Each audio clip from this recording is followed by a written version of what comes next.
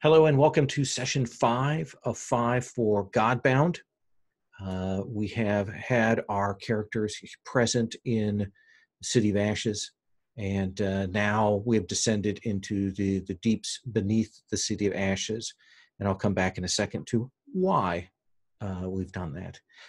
If you're watching this, then know that this is part of the Gauntlet Hangouts.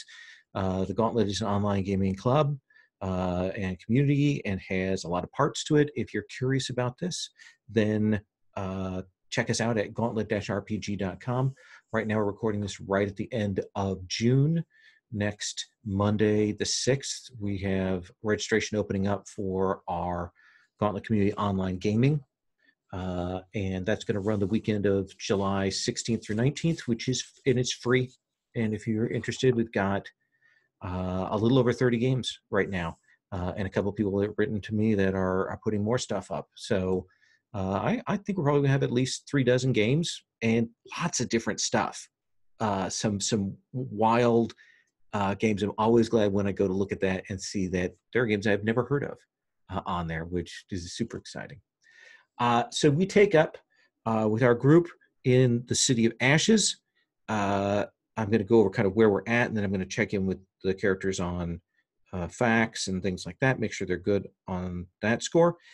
Last time, they continued to capitalize on their overthrow of Padan Despot and did a number of things to undercut some of the other lords in the city, and eventually, because they were pushing in several directions, they were met by Lady Thurfan, one of the lords, who kind of wanted to know what's going on. Are you planning on destroying me?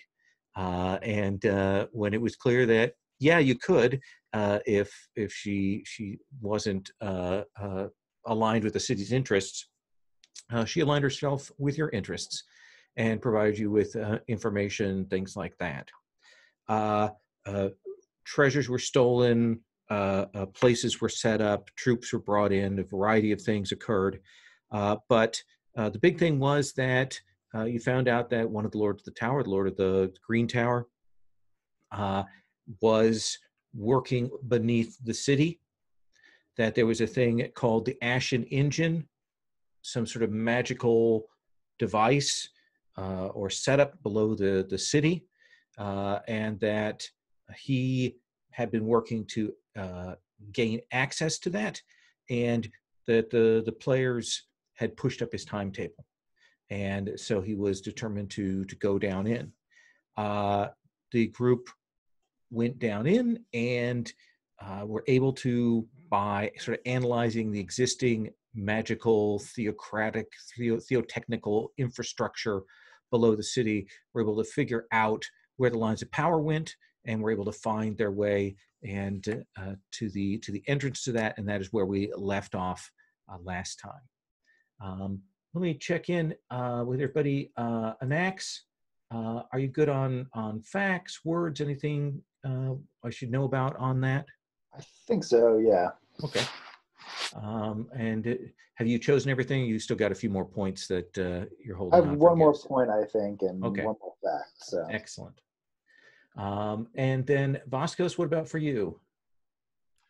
So I picked one last time that I didn't use, and I think I want to replace it. Sure, absolutely. So I chose Raptor's Red Plunge instead. Okay.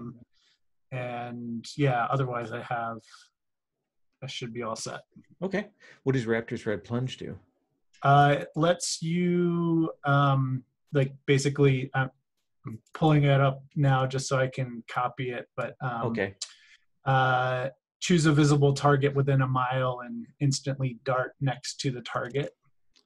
Okay, then. I like that one. That may be one of the ones that I borrowed a little bit for Hearts of Wulin. I will admit that there are some things here that are really cool in Godbound that were adapted. Let's come to Sathiri. Are you good on words, facts, anything I should know about? Yeah, I think I've still got how many points are we supposed to have at level 3 Let's for see. for So you for started out with gift? 6, and you got 2 more points each time, so you should be at 10 total points. Okay, well, I think I have like heaps of spare points. Then can I just sort of assign them when I need them? Absolutely, absolutely. Greater gifts are 2, lesser gifts are 1. Greater gifts are nasty, but even lesser gifts are pretty potent. Also, don't forget, if you have chosen all your abilities, but there's something you want to do, you can perform a miracle, which is kind of on the fly, some sort of power based on your word. It requires an effort committed essentially for the day to do that, but you can make up a power basically that would fit within a word there. And then Lithien, what about for you?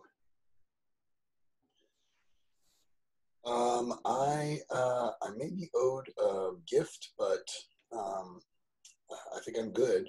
Okay. Do we recover our effort and influence? Yes, you well, influence you've got committed, at least right now. I think 1 influence was regained last time from an axe from the sailor, but otherwise that's still committed until you bring it back. But effort comes back to you fully. Okey-doke. And I've been walking around with 5 hit points. Is there... That restores with a simple rest in between scenes. So yes, you're all recovered. Thanks. So we take up with the 4 of you at this passageway, this doorway. You can see there's evidence of a group that has passed through here. Some humans, like clearly a group of guardsmen or servants that have come with this particular Padan, but also at least a couple of heavier, 2 or 3 heavier treads, larger sized. You're not sure if those are monsters or giants or some kind of construct that the Padan has with them. But it is definitely not a small force. And you can proceed down what appears to be a set of wide steps that immediately begin to turn and spiral downward. I don't know if I should check in before we go any further, if there are any words or abilities or anything that people want to use before you descend down in. I'd like to call up some of the rats in the area and sort of send them ahead of us and have them sort of like rotate and come back and tell us what's happening. Okay. So you've got kind of a little forward rat scout train. Kind of like a rat bucket brigade of info. And you have your bonded familiar with you too, right? Yeah, although I'm guessing she's not very good in a cave, being a condor. So she's probably outside. Okay. I kind of like the idea that it's not just like a familiar, it's like I can sort of shift it as needed. Anybody else doing anything, setting up anything before we head downwards? Refresh my memory. What is this sort of an environmental damage situation, or is this? You don't really have a clear sense of what's going on, right? Yeah, you don't know. The Padan knows that those angels are coming, that you've been told. That's how you found that out, that they are coming from the sea. You have the sense that part of the reason things are zeroing in on the city is because there are these old magical engines that have not been woken up that lie beneath. Your sense is that the Padan knows about the angels and is coming down here for some reason related to that. though the exact nature of that is unclear. And the exact nature of what these engines are is not known yet. Yeah. Okay. But we're just underground. We haven't seen sort Right. of like destruction to the earth or anything like that. No, not yet. Okay. No. Okay. Thanks. I'm wondering if I can use my city's word just to do a miracle where I can try and anticipate what's waiting for us. Maybe not in terms of what's living down there or who is down there, but just sort of any other aspects of the tunnels and constructions down there. I think you will. I don't even think necessarily it's a miracle, but between your city and your artifice words, I can think you can tell that this goes downwards, and that there are several stages. Like clearly, there are gauntlets or trials that need to be moved through that protect. But down at the heart of it, again, you're feeling that there is a great work, a great engine down below that. I think if there were to be surprising traps, I think your senses would be able to tell that before any of those were sprung. You will travel downwards. I think we established that Lithian is not as fond of being in an underground sewer situation, so probably a little relieved that the space has opened up.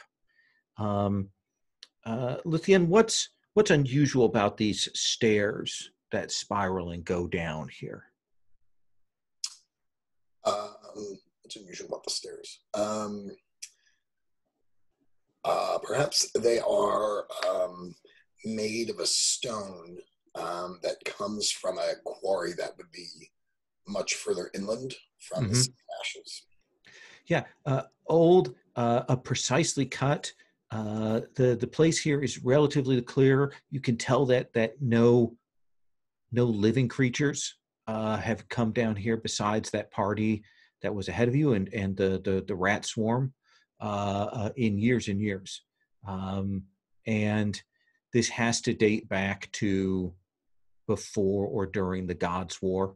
Just the kind of construction here speaks of theotechnical expertise that is no longer held by anyone.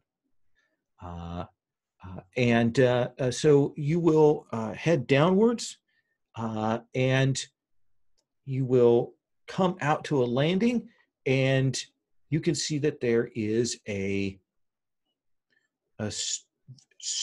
perfectly square, maybe 30 by 30, like tunnel up ahead, clean cut.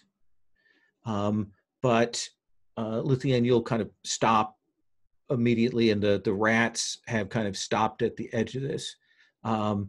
When they approach the edge of this tunnel, which goes maybe 100 feet, as soon as you approach, you'll see that it's got that square kind of doorway you're seeing. You'll see that tunnel begin to turn, and very quickly turn. The thing that strikes you is that you're expecting to hear the sound of like grinding stone or something like that, but that doesn't happen. It begins to turn, but at the same time, sections of the walls in that corridor begin to push out, and these pieces in an irregular pattern are beginning to kind of smash against each other, even as that tunnel is turning there. And your rats will hold back from going through there. You can see that on the other end of this 100-foot corridor, that it looks like there's another like open doorway space, much like the one you're kind of looking through here. So how do you want to handle this problem? It's an open question on the table. A risky thing. So when you say turning, it's like the whole corridor is rotating? Yeah, it's spinning like a funhouse tunnel. Well, I think I could just probably just walk through there and maybe just take a bit of a beating, but you others are a little more fragile, so I'm not sure what you can do.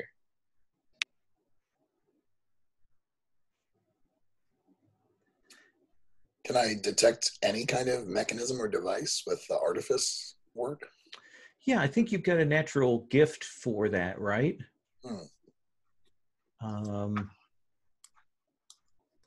I think you can. Oh, your general thing is being able to build. But you can, with careful inspection, understand purpose and operation of any crafted object. And that doesn't cost any effort to do. That's just a thing that you do.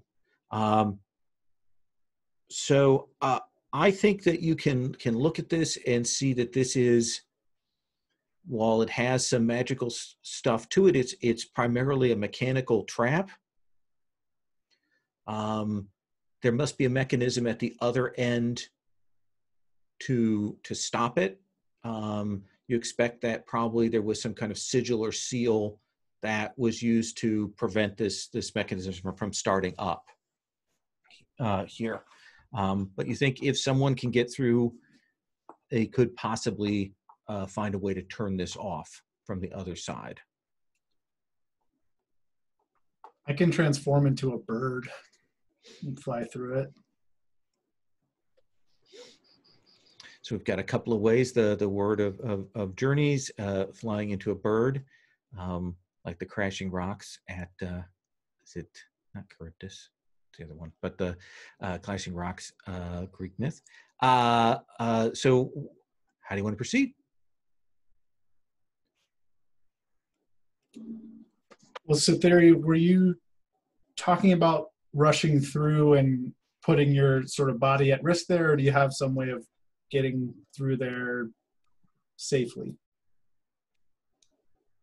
Can we tell? Is this a mundane trap? Is it magical, or is it essentially mundane? The mechanism itself is magical, but the actual damage that's being done is mundane. Like it is clashing rocks. I think I might, like, what I would probably think of doing would be to take a gift that gives me like a high armor class and then just kind of just power through it, and then hopefully on the other side I could deactivate it. But you turning into a bird also sounds like it would be a good idea. I think you do have a gift to make yourself immune to one form of damage, right? Oh yeah, that's true. It's a bit vague. It's like, hang on, I'll look it up. Oh fuck, what the hell is this? Sorry. Pardon my French. That's okay. So I have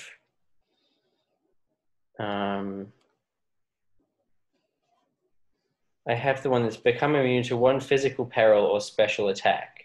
You can't adapt to weapons, gifts, or spells, but you can adjust to become immune to a dragon's breath, a basilisk's gaze, or a volcano's caldera.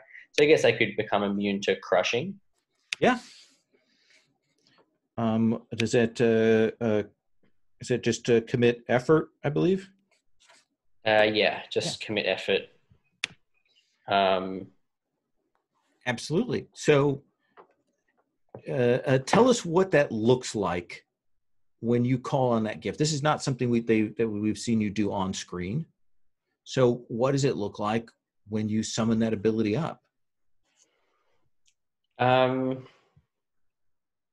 think it's quite subtle. Like it's kind of like me just choosing not to be beholden to the laws of physics, and so you don't really see me do anything. I just walk forward, and then I'm walking through these traps, and it's almost like an optical illusion. Like the traps are sort of smushing on me, but then when they unsmush, I'm just still walking. Yeah, as much as anything, it's that they keep pushing you around, and then you have to kind of rebalance yourself. I mean, you've got the words of journey, so you're able to kind of walk.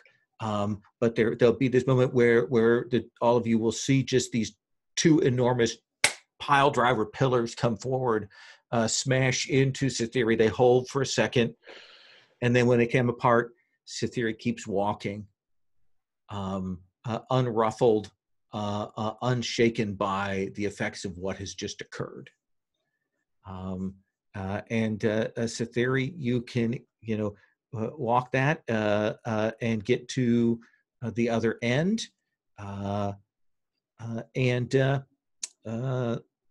Let's have you make a, let me see what's the appropriate thing. Let's have you make a spirit check to find where the mechanism is to turn this off.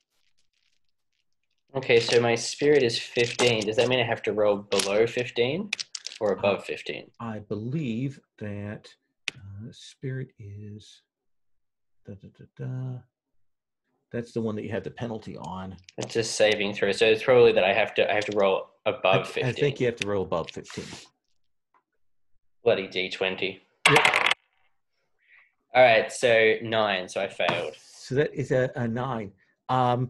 So you will on the other side of this find the mechanism, locate that, and kind of pull on that. What is the trap that is set there that you trigger?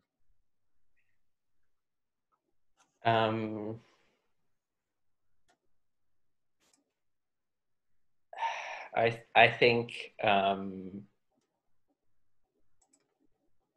that the lever is kind of like in a niche in the wall, and when I pull on the lever, there's like these kind of like iron jaws come out of the niche and slam shut on my arm. Yeah, you're set for the crushing and for the stone, but you kind of pull on that, and even as you hear the mechanism stop, there is that swift crunch, and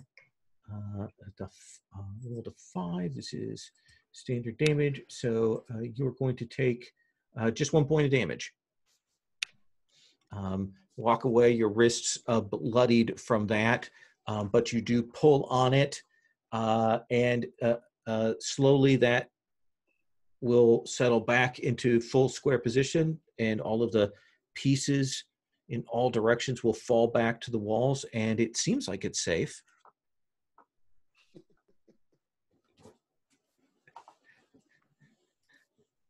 Who's going through next? Well, I just took a gift called Flickering Advance. Okay. When I commit effort to the scene end, I can instantly reach any location you can see with your unaided eye out to the horizon. Absolutely. So, what does that look like? I think she just starts walking in the direction that she wants to go, and essentially becomes a blur and Okay. sort of appears at the other end. Yeah. So kind of take those first couple of steps, and then we see that blur. Yeah. Maybe motion lines in the hallway, Yeah. and then you're at the other end. Yeah, kind of like a shimmer. Yeah. Yeah. Anax, Vascos.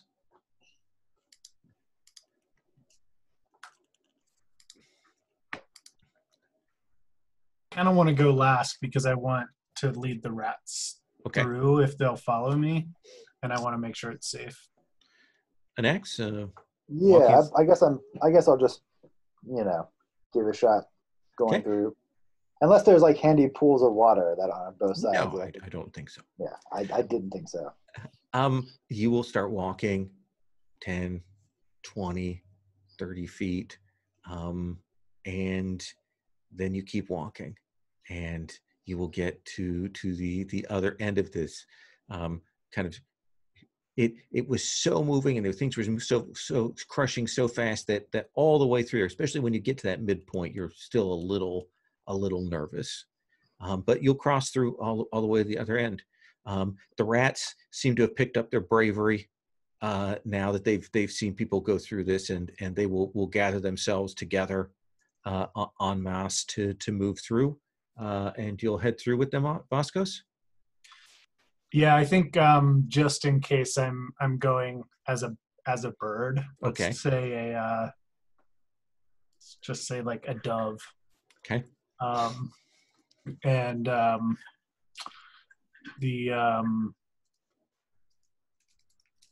yeah, I just I don't know. I feel like maybe it's a weight triggered thing, and the rats are pretty distributed. So. Okay. Yeah, you'll move along. If fly is a bird, some of the rats kind of look up at you like, "Oh, you get to fly. We have to walk." But they will go, and you'll all get through this corridor, and you'll move again to another set of stairs that go downwards. Let me ask you, Anax, what do you notice here in this sort of passage between this sort of trapped corridor and these stairs down? What is there a decoration? Is there a marking? Is there a design here? What do you see that tells you something about this space, about this engine of ashes? Sure. Yeah, I think the one thing that strikes Anax as she sort of moves through this space, I mean, she grew up outside of the city and, you know, is comfortable in the City of Ashes now, but just sort of the style of decoration down here is, you know, there's a sort of strange, uncanny quality to it that, you know, she's, you know, I think it has, my guess would be that there's some resonances with the sort of underwater towers that she saw when she was sort of exploring the sea.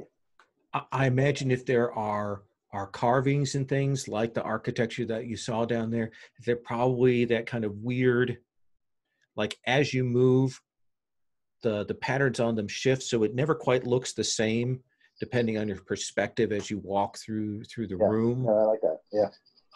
And it also has that weird kind of underwater feel where the water is kind of shifting the light as you move through there. And the four of you will head down this next set of stairs, and you will come to, rather than a square hallway, you can see that it is a hallway that is maybe 10 feet wide and about 50 feet tall. And again, about 100 feet in length. But the things that will strike you is the ceiling is the same stone as the floor, but the walls on either side, it looks like it must be some kind of glass or something transparent. And behind it, you will see like sand packed against that, kind of maybe moving very slowly, like maybe the shifting of grains ever slightly. But so you've got these enormous tall walls going down that 100 feet with sand just absolutely, you know, it's just a wall of flat sand with a kind of crystal cover on it. Can we tell, is the crystal water in some form, or is it crystal? Why don't you make a spirit save for me here? Sure.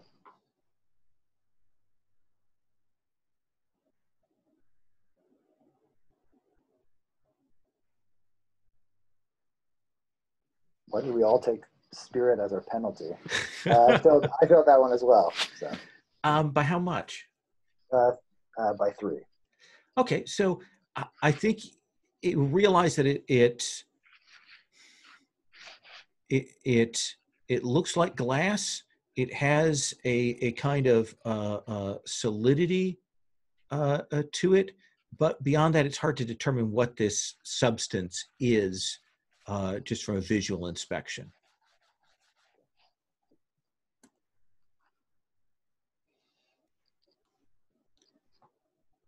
Can I command any of it with River Tamer if I?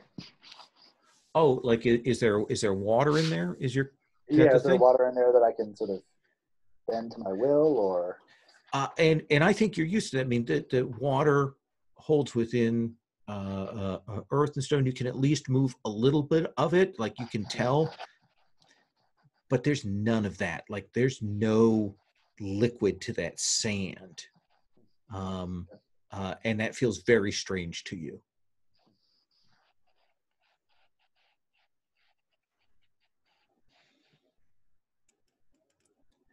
The rats are kind of holding position, waiting on you, Vascos. Yeah, I don't know. I mean, I know I could purposefully break the crystal, assuming it's breakable, but I don't think we want to do that. I'm not sure right now. Okay. I might just try firing an arrow down the length of the hallway and see if that triggers anything. Absolutely. And you've got the strength of bow that you can load up an arrow, and you can send it flying the entire length of the hall. Given your strength, it'll probably embed itself in the stone of the wall on the far end opposite. But that doesn't seem to the room doesn't move. Doesn't seem like anything triggers. Doesn't seem like anything shifts increasingly from that.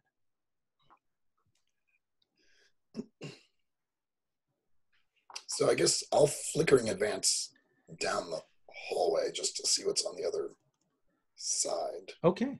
Let me have you make an evasion check. Great.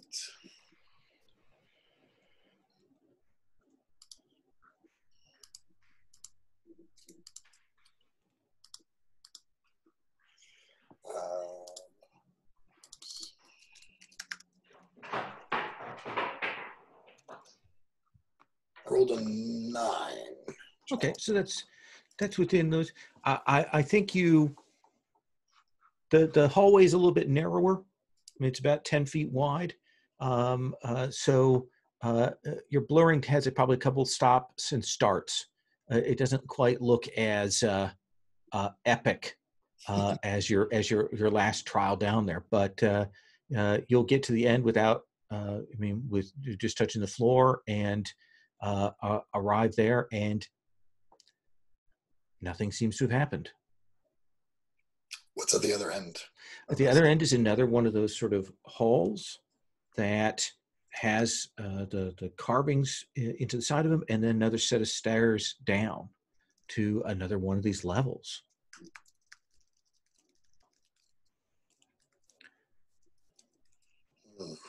Who else wishes to traverse?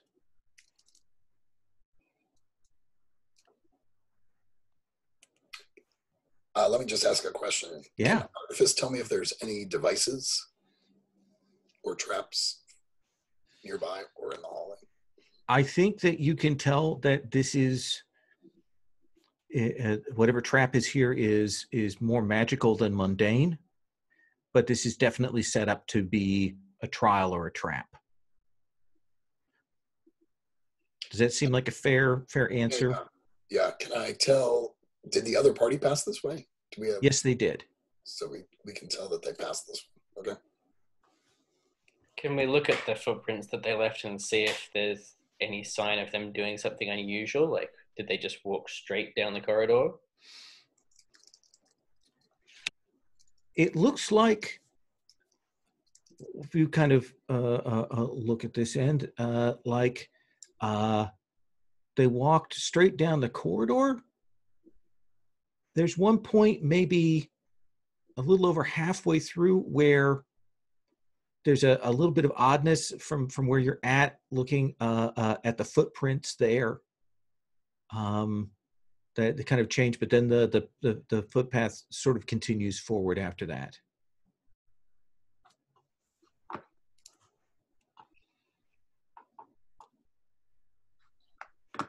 Well, I'm happy to go first since I have these sort of endurance abilities that will maybe help me survive whatever this thing does. Okay.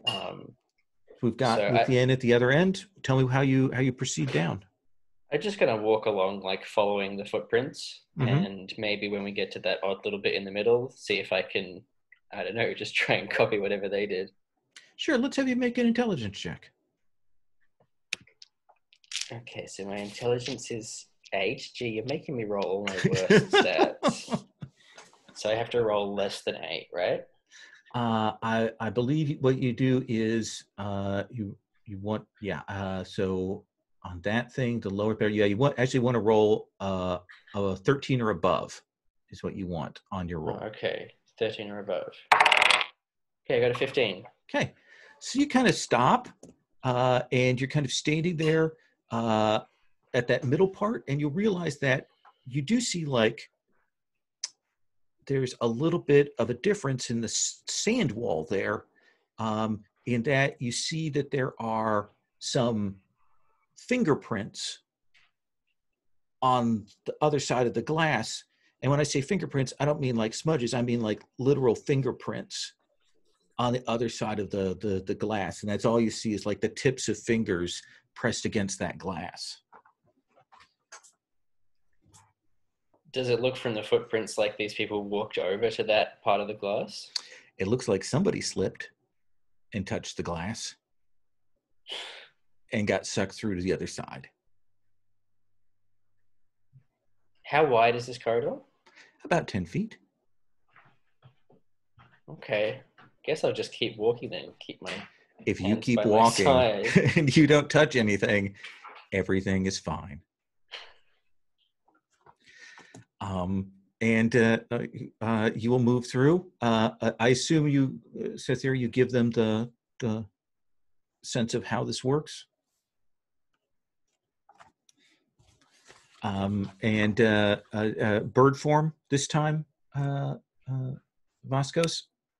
I'm actually going to walk and carry the rats. Like, Okay. it's not like a whole swarm. It's just like a few, like 5 or 6, let's say. And yeah, I just want to make sure that they don't touch it. Absolutely. And that's probably a good idea because they would try to spread out and bump into that. So you can gather them up and you can move down this corridor to the other end, and you will do so safely. An axe? I think I'll just do the same. If Okay. there are any rats to carry left, I can pitch in there too. Got a rat papoose, and you guys will move down to this other side. When you get to this, and we've got this section that goes down to another set of stairs. Vascos, what's slightly different about this intermediate section? Last time we saw these carvings, these markers that were similar to the sea towers. What's a little bit different here? I think this section's like maybe a little more ancient. Maybe that previous section had been sort of rebuilt to that new stone, that distant alien stone or whatever. And I think this area is much more, it's like worn, all the stairs are worn way down. The sides have like, have sort of worn down where people have walked along the walls. And it just has I think it's also narrower too. Mm-hmm. Maybe not so narrow that these creatures can't fit down it, but I like the idea that you can have the sense that you are getting closer to the engines of this place, the energies of the place, and that itself seems to have increased the wear and tear. Just the sort of background ether energy here seems to have done that. And as you four move down another set of stairs, one of the things you realize is it's getting warmer.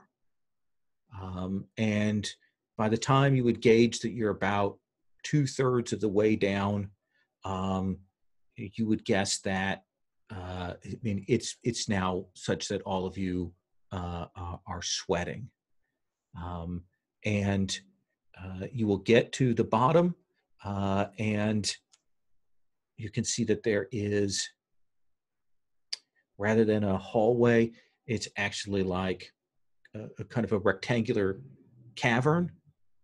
There is a stone walkway about 10 feet wide that goes through this room to a doorway on the other side.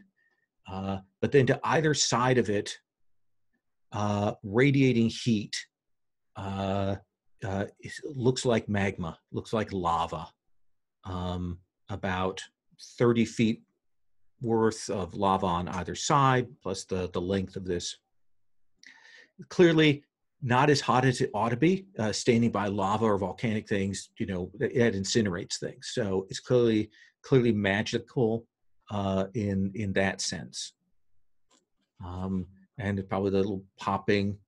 You see the part where some places where it's cooling, where it's kind of blackened, and then those melt, that kind of shifting colors of that. And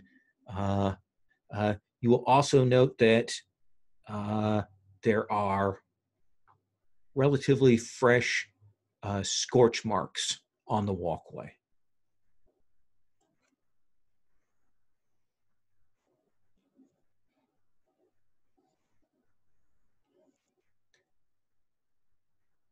What do you want to do?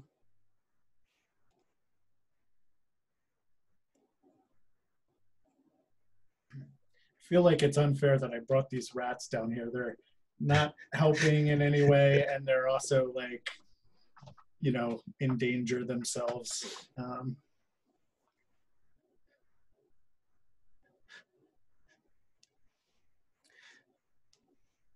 What do these scorch marks look like?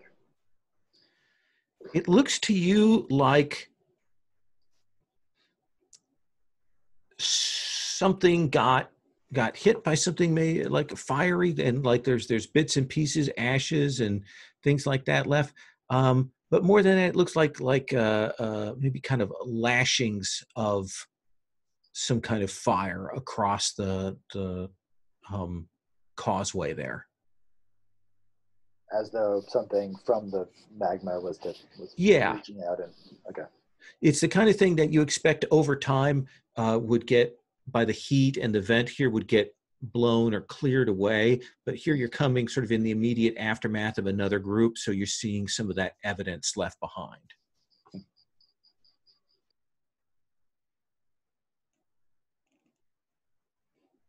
And Axe, is there any way you can sort of like conjure water out of thin air, or you can only control it if it's already there? I think I mostly have to control it if it's there.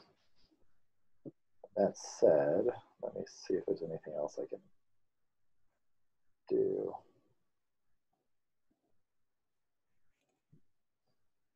Yeah, I don't see anything immediately. I was looking at what immunities I have, but it's not fire. You could commit a point of effort to summon water. That seems like a miracle if you want to do that. Are we convinced that? I mean, well, I have a feeling that if I summoned a substance of quantity of water, it would just turn into steam, essentially.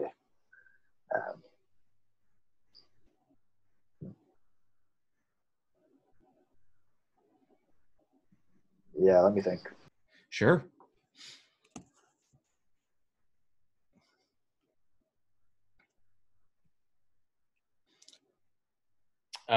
If nobody else has an idea, then I do have a gift I could take that would basically just make us all immune to heat.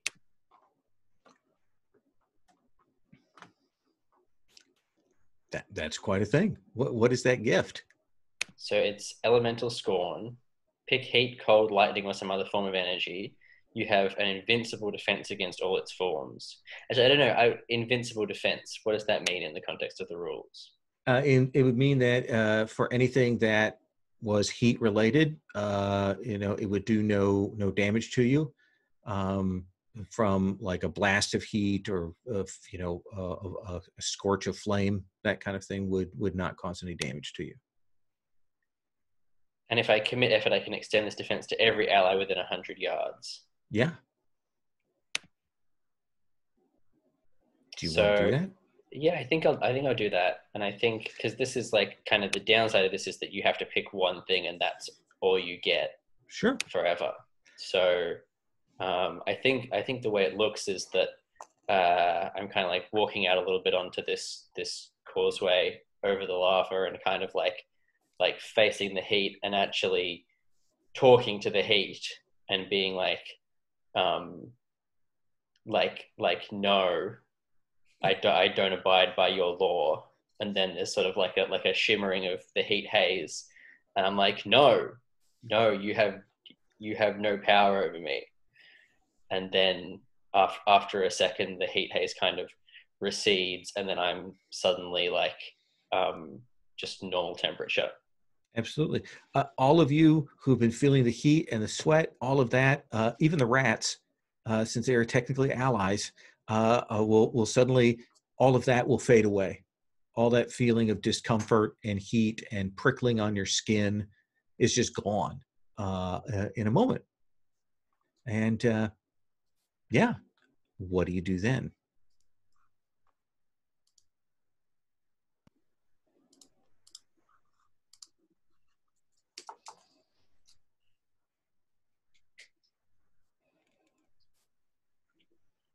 I'm just gonna walk across, see what happens. Absolutely. So Cytherea begins to walk across the causeway. No discomfort from the heat, nothing, just walking across. And I think that you'll be pleased that you have that up when the fire tentacles, these lava tentacles, three on either side, raise up, explode up from either side, and begin to move to swing. And you realize, yes, I'm immune to heat, but those are big tentacles. So I'm going to take one shot at you, and then we'll see what the group is doing. What is your AC? Okay, my AC is 3. 3. So I'll roll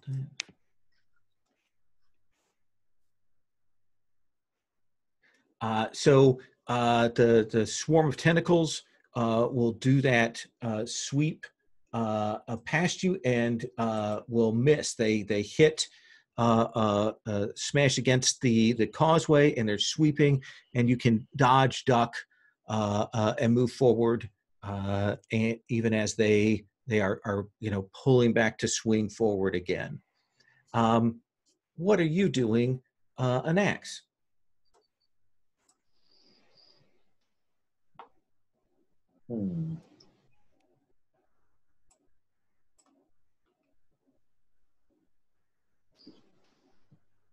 Let's see. I mean, do we get the sense that there are more tentacles sort of seething under the surface and that there's a sort of...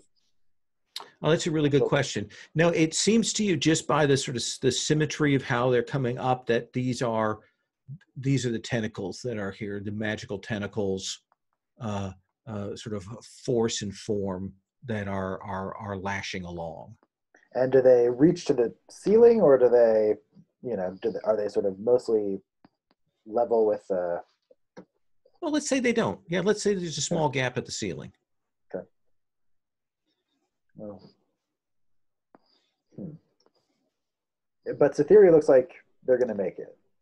Cytherea has avoided this first round of attacks, yes. Okay.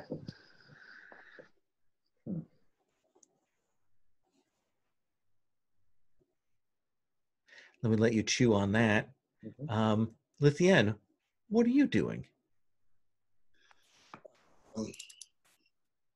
Well, my girl is a climber, not a fighter. So, how big is the vault, and can the tentacles? Do I sense whether the tentacles can reach the ceiling? We've just established that there's a gap. They can't. There's about a 10-foot gap between the tops of where the tentacles reach up and the ceiling itself. All right, I missed that. Thanks. I have a gift called All Directions as 1. I can navigate vertical or overhanging surfaces as if they were flat ground. So I'm just going to walk up the wall and over the tentacles. Let's have you make a dexterity check. I think it's almost no chance that you can fail at this. Okay. I rolled a 12. So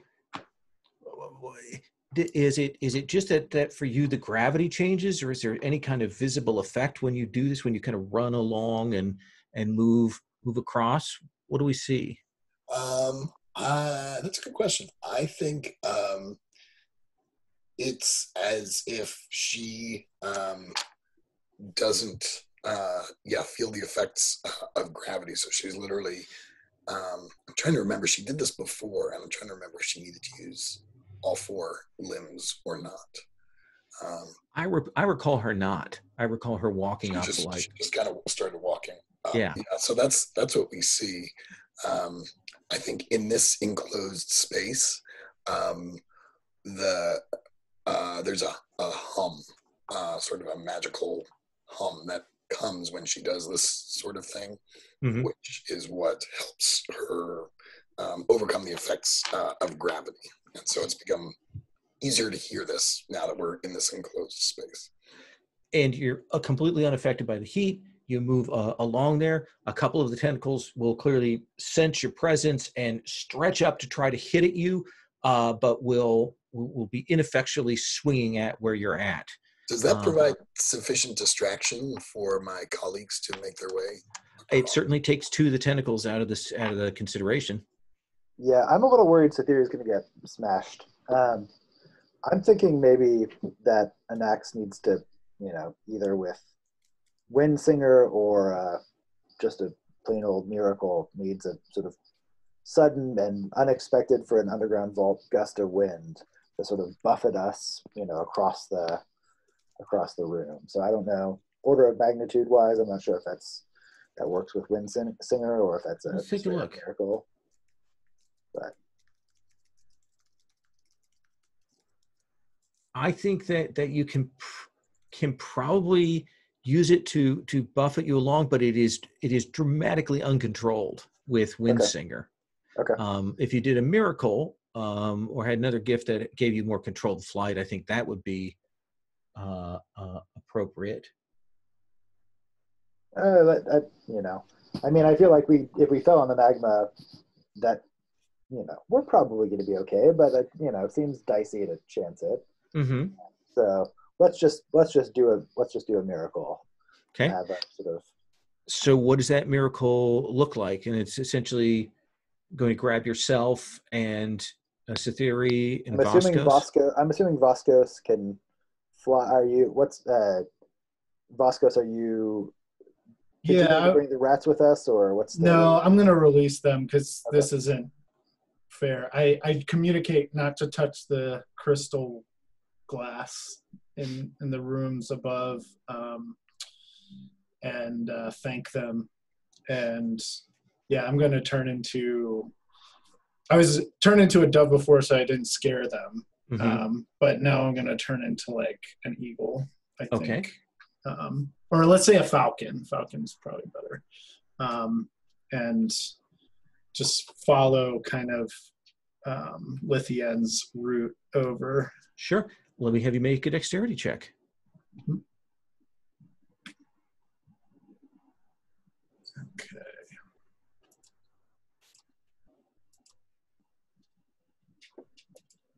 Okay, I got an 8 and I needed a 7.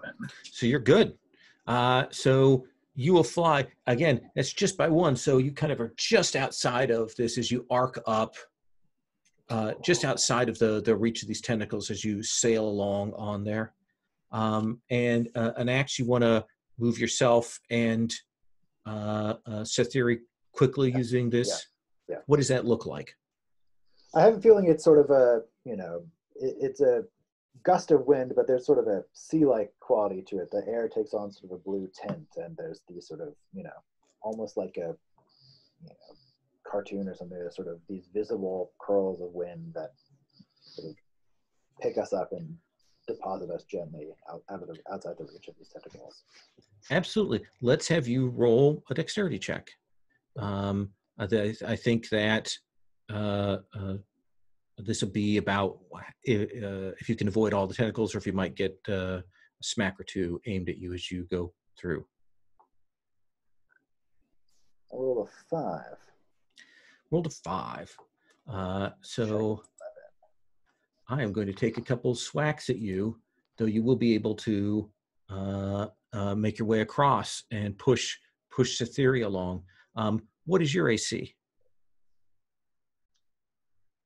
Mine is 5.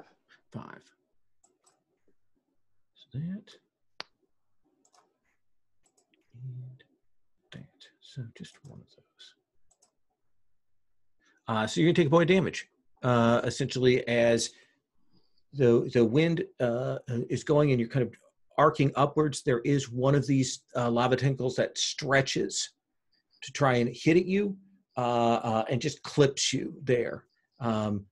It's the force of it. The heat doesn't hurt you, but is the force when you probably bounce against the ceiling of this as the four of you reach the other side. And when you move through this, unlike the other halls where there's been kind of a antechamber room and then stairs down, it's an antechamber, but then you can feel this thrumming, and you can see that the next room through, there are things that are kind of shifting and moving, and instinctively, Lithian, you know that this is the heart of the machine, that you are just on the threshold of this thing. And we'll take our break here, and then we will continue on. So let's take 5.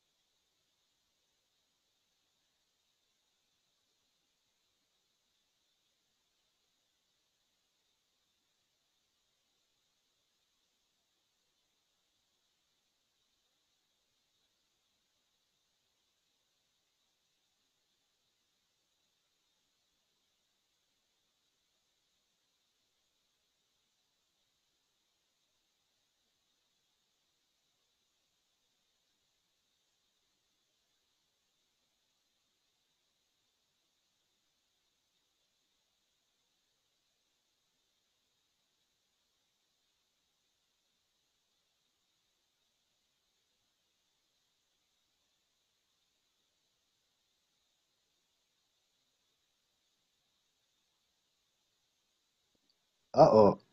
Uh-oh, Lowell's got another background. You're on mute. I was running a GON, which has islands, and each week is an island. And actually, they have different illustrations in the book for the different islands. And Evil Hat put out Zoom backgrounds for all of them. So it was only like on the third island, they were like, wait a second, that background looks like it's actually referencing what's going on here today. So you will see, as you come through, there is an enormous chamber. Along the walls of this vast chamber, you'll see devices, machinery, the kind of those power transfer tubes like you saw in the sewers up above.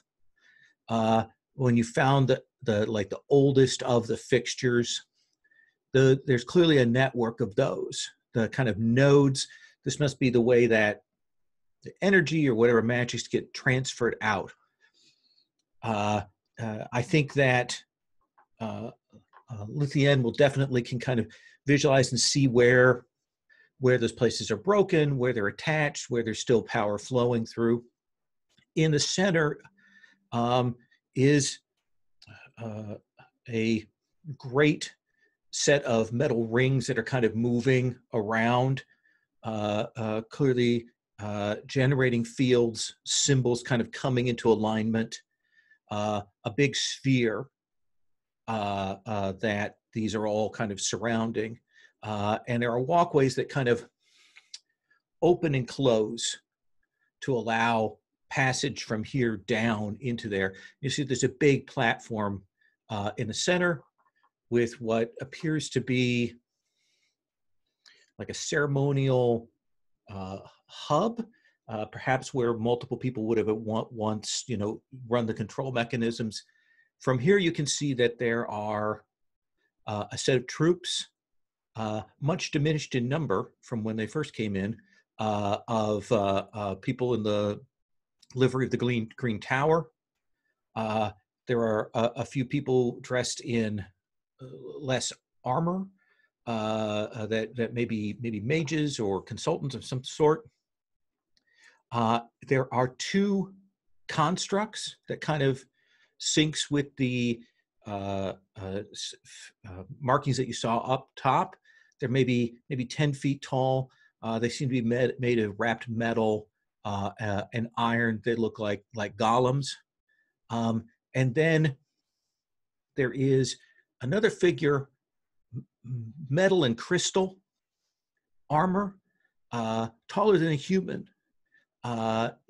It's at the control mechanism, and as it kind of turns, you'll realize that it is a person, but they are in some kind of technomagical, theomagical suit of armor that seems to have a mixture of crystalline magic and high metals and symbols engraved on it, and that seems to be the leader. And they are working busily at that console, and because of the noise and the movement and the distance, they have not caught sight of you yet. So I'll let you four discuss your plans here. Regardless of what we do, I'm going to control the sound so that we can't be heard. Perfect. There is a lot of noise in here, so you can buffet that for yourself, and you know that you will not be heard. Is there any way to prevent us from being seen? I guess that's another.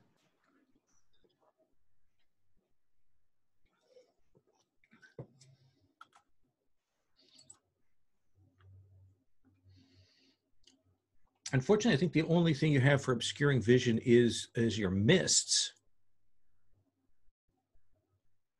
Yeah, but I feel like a random mist in a subterranean chamber is probably not the most inconspicuous. It'll be conspicuous, but you can certainly obscure your numbers and positions with that, I would say. Yeah.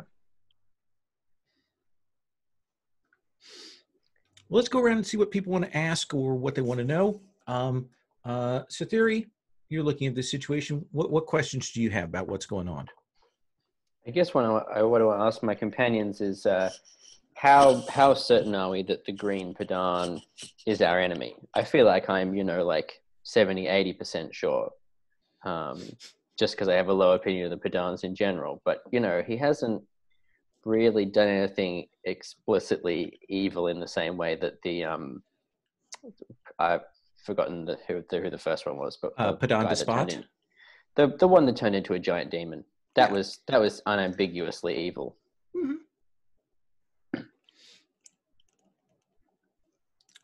What do you think?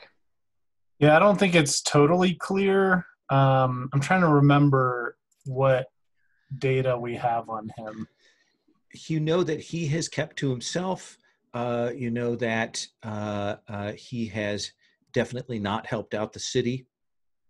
The person that you spoke to, Thurfan, definitely regarded him as a sinister figure. When you listened in on his conversation, he definitely knew about the angels coming, hadn't told anybody, and he was definitely wanted to get down into here and was keeping that secret. Do we have a sense of the relationship between the engine and the angels? Well, let's have you make an intelligence roll. Great. I rolled a 13. So what is your big question here? You're looking at this machine. You're looking at this situation. What is it that you want to know? I mean, given that you have these gifts, what do you want to glean from your observation? What harm does... Actually, I'm checking with my companions first. Sure. I'm thinking to ask, what harm does the Green Badan intend for the city and its environs? So that's what I'm asking. You're watching, you can tell that they aren't fully functional, but there are definitely magical defenses that this engine, this Ashen engine, is providing to the city right now. Basic protections, things like that, keeping the worst of stuff out, delaying big things from coming in. That's clearly something that's present right now. But it looks to you like the crystalline armored figure down there is disabling some of that. Essentially, taking some of the power that might be used to protect the city to protect, to use that power for their own ends. Yeah, they have some other purpose that they're turning that to. Last time I was introduced to, actually, I think it was Vasquez and I were introduced to Scalo, Mm-hmm. who is I don't know, chief of staff or someone for the group. Helios was Thurfan's chief of staff. But they introduced us to Scalo, and we met up with him in the market, and then I was able to overhear him, eavesdrop on him. That's right. So I'm wondering, is Scalo among the functionaries who are down here? Let's see. Yes. Terrified at the back of this group. Like he's the one who when the Padan spoke that this is what they were going to do, Scalo was like, okay, yeah. So that's who he is, and that's where he is. I'm wondering if Scalo can tell us more. And I'm wondering who the right person is to go convince him to tell us more.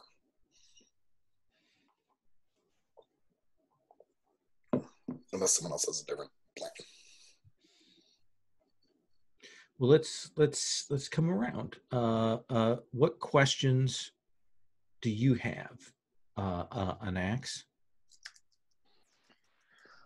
I feel like I trust Lithian to figure out what's going on here and put it right. I just feel like my question is, how can we intervene in such a way that we're not going to cause damage to the machine or endanger everybody or make it impossible for draw up, crazy amount of attention to Lithian. That's how big of a chamber are we talking? 200 feet around, Okay. maybe larger. Okay. So not some cavernous chamber exactly. It's quite large, but it's not like a vast undersea cavern. Yeah. Okay. But there's a fair amount of, machinery and stuff that we could possibly hide behind. It's not an open space, really. Correct. Yeah, a lot of things moving in here, and with the silence that you can call up, that definitely changes the texture of it. What about you, Vascos? Questions? So I have a couple things. Sure. I'm reading in the notes that what they were trying to do is finish the seal. So whatever that is, that seal presumably is what they're trying to steal, right? Like that's maybe they're charging it or something with the power from the Ashen engine or something like that. I'm not totally sure.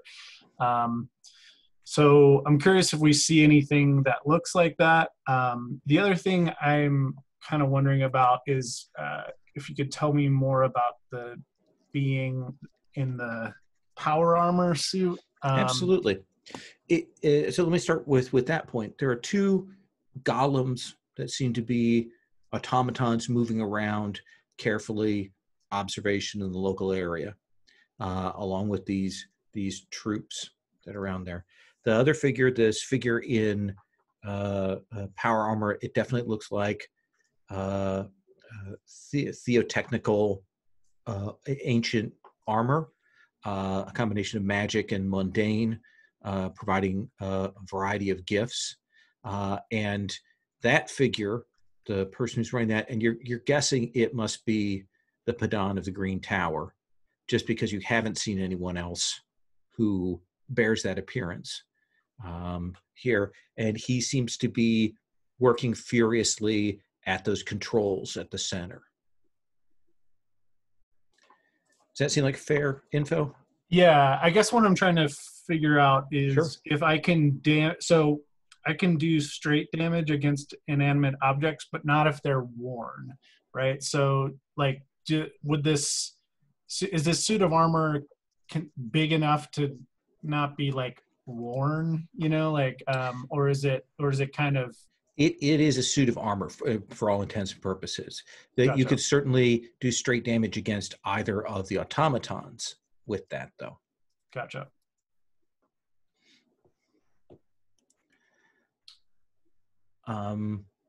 Let's come back to Cytherea. Any other questions, thoughts? Well, based on what Lithian has found out, I'm fairly convinced that we're not going to be able to make some sort of alliance with this Padan. Maybe we could try and negotiate on the basis of saying, look, leave now, leave the city, and we'll let you go in peace. Otherwise, I guess we could just go Alpha Strike, attack from hiding and kill as many of them as possible, but that might lead to damage to the machine. These are all true statements. I could use my voice and we could hide and stand far off, and I could make my voice fill the cavern, obscure the source of it. Could you pretend to be the voice of the engine and be like, stop stealing my power? Possibly. And I have a gift called Command the Wheels that lets me control any visible vehicle, mechanism, door, or other object. And I'm wondering, what if I just make the armor freeze, like unable to move? it's got magic, but you also said it's got mechanical elements. Mm-hmm.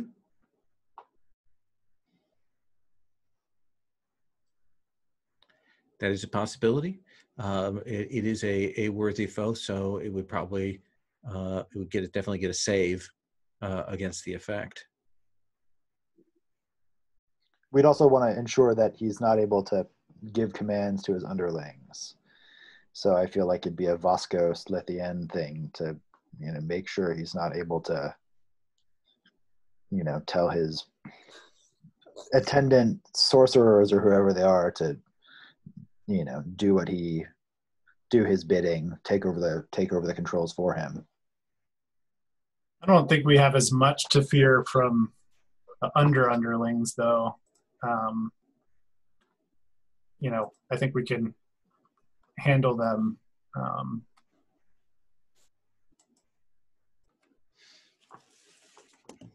Are the golems mechanical in nature or purely magical, or both? At least from here, they look like they're magically animated, but they are mechanisms. It means that the magic is empowering the mechanical bits on it.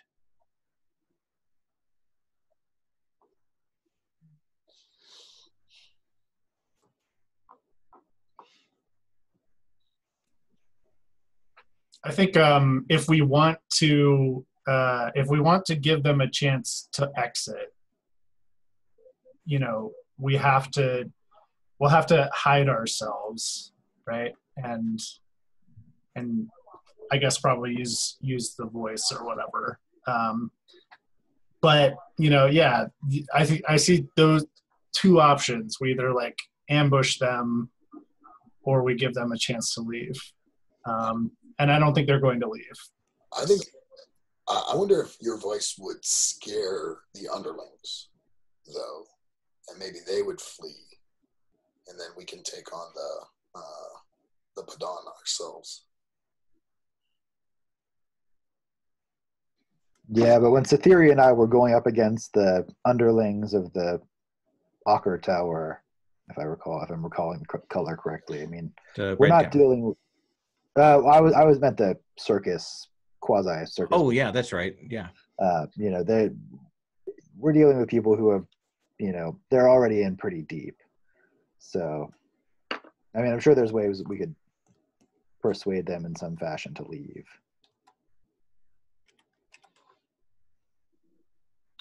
You'll feel a thrum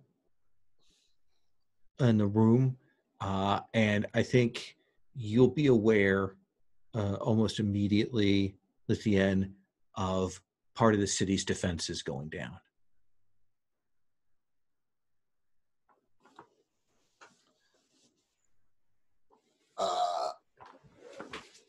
Voskos, I think you should use your voice to try and scare them away. Yeah, I think if let's assume we're hiding behind some machinery. We had sort of established that, right? So I think I'll use the voice and have it just fill like the resonant the resonant frequency of this chamber, right? So that it just resounds, and when that when Lithien tells me that surge has or opposite of surge has happened, I'll sort of use a commanding voice and command them to cease their meddling with the Ashen engine and leave this place, or the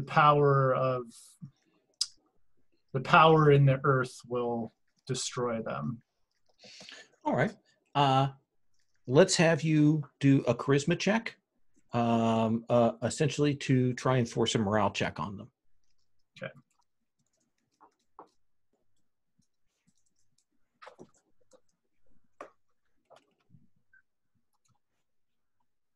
Yeah, I make it.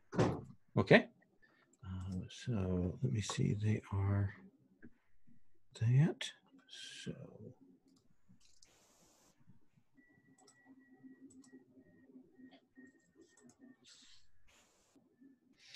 So you will see the elite guards there, like they set twos. When that happens, they grip weapons and they turn and kind of spread themselves out. The mages kind of look at each other like, that's not right. But then the group of people that are sort of the including Scalo and the others, they panic, and you see them essentially running for the walkways and exits out right now. And you definitely see the Padan stop and looks back to like what is going on, but seems so absorbed in what's going on.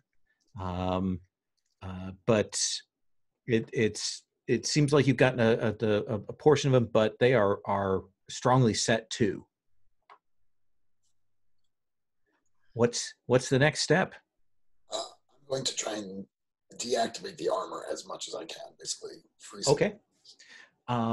Then, and does that cost an effort? What does that cost? Command the wheels. Yeah, I have to commit effort. Okay. Then I will make a spirit save for him. His save is that. Let us roll selected. So you will reach out with that, and you can tell that this is old armor. Like it, you have to kind of push through. There are definitely anti-god runes on it, that kind of thing. It's like old armor from that war, but you will bring it to a stop. Like you stop him from moving the armor for a bit. He's going to get some further saves later on, but right now he's jammed up, and he cries out, "Find them! Find them!" And you will see like they split into an automaton, a group of soldiers, and a couple of mages, and they begin to start to move to the walkways to hunt around for what is doing this. And you definitely can see there's like a vibration on that armor, but it is stuck in place right now. An axe. Yeah, I don't think we want these guys to find us. I think touch of green restraint seems like a good idea here. Okay. And I'd definitely like to restrain them, but are they on walkways? Are they sort of coming down a walkway from the main? So we've got these metal walkways mm-hmm. that kind of move, like separate and shift when the rings move to cut in their way. You can kind of see them coming, but they're broad walkways that move up from there. I'm just wondering if I could use touch of green restraint to sort of knock them off the walkways and scatter them. Well, it's maybe it's better just restrain them. Let's do that. Okay. So this is commit effort for the scene. Yep. So we get two groups. Let's say group A. Okay. And you're going to let loose with that. You commit that to the scene. Of course, this isn't coming out of the ground this time. You're conjuring these things. So what do we see happen? Sure. I'm assuming that they're these, they're all from the Green Tower, right? Yeah. So they have these sort of Green Tower livery. So what I'm imagining is sort of the Green Tower livery sort of explodes, and these sort of viney things come out of the Green Tower livery and begin to try to tangle them up. Excellent.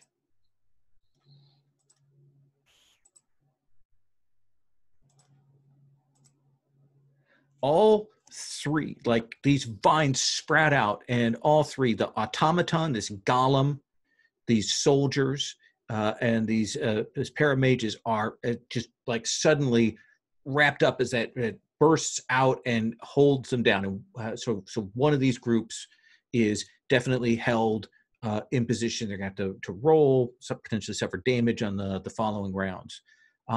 What do you want to do, Cytherea? So I would like to use my gift, the Seeking Flight, which makes it so that choose a visible target and commit effort to the end of the scene. My range attacks seek them out regardless of range, treat them as AC 9, and completely ignore cover provided there is at least some path for the arrow to reach them. So what I want to do with this is it's the same one I used on the first Padan. It's like this kind of like tattoo mark appears on the breast of the this Padan who's in the power armor. Mm-hmm. And but since we're still hidden, what I want to do is basically fire my arrow just like off in a totally different direction, knowing that it will then loop around and seek him out anyway. Absolutely. Let's have you roll your attack roll then. His AC is a 9. Okay. You roll your base attack bonus, which should be should be a 3 plus your dex bonus, which is 2. So I add 5. Is that right? Yep. Plus so it's 5 plus 9, so 14. So you want to get a 7 or better. Okay. Well, I definitely hit that. Okay. So you can go ahead and roll your damage roll. Okay, D8 damage. D8 with the damage bonus of plus 5 for your ranged weapon. So I rolled 11. Okay, so that will hit him for 4 points. So that sinks into the armor there. Definitely does damage. Doesn't drop him, but that marks on him and definitely holds him in place. What do you want to do, Lithien? So the guards, the golems, and the mages are all wrapped up in One of the groups. One of the groups. One of the two groups is wrapped up. The other one is they're heading up this way. And the Padan has sustained a little bit of damage. Yeah. I'm going to rush in and smack him. So I think I've got a few more effort I can spend. So friends, tell me if you object to this plan at all. I'm going to commit effort to Flickering Advance over to him. And then I'm going to commit effort to Hammer Hand and punch him. Okay. And Flickering Advance is end of scene, and Hammer Hand is while you have it in there. So how does it look where we got all these gaps and the moving machinery? What do we see that's different with the Flickering Advance this time? I think it's still a shimmer, but I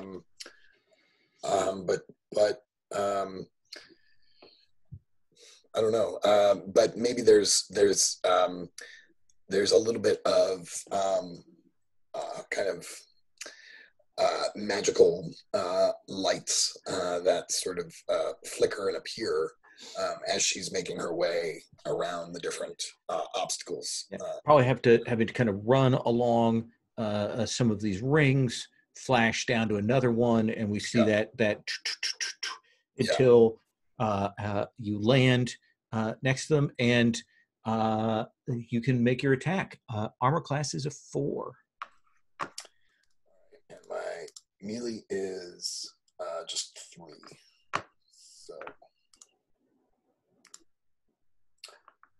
I don't think I did it. I rolled a 13. Yeah, because you're adding his AC plus the base attack bonus of 3, so that's a 7. Okay. Plus your melee bonus is another 3, is a 10. So 11 or better would hit. Right. And so go ahead and roll a D10 plus your strength bonus. Which is 0. I rolled a 7. 7. So that will do 2 points of damage. So, and that's a significant hit. That's 2 hit dice. So you smash, hit, that armor kind of tries to move against the effort that you've got committed. But he is still up, and his head is like very slowly turning your direction. Mm-mm. Let me do the bad guys. He is going to attempt to break out of this. So that will not do it. Let us say that does not, like, you hear that you can hear the almost like burning, wrenching as the armor is fighting against your control there as he's trying to turn. The stuck people, let's roll. And what's the effect on the roll when they're stuck, when they try to escape? There's some damage they take, right, Brian? Yeah, they if they are, sorry, I just scrolled away from it. If they're subject to the fray die, they suffer each round they remain bound. Okay, so I'm actually going to need you before I need you to roll me a d8. Okay.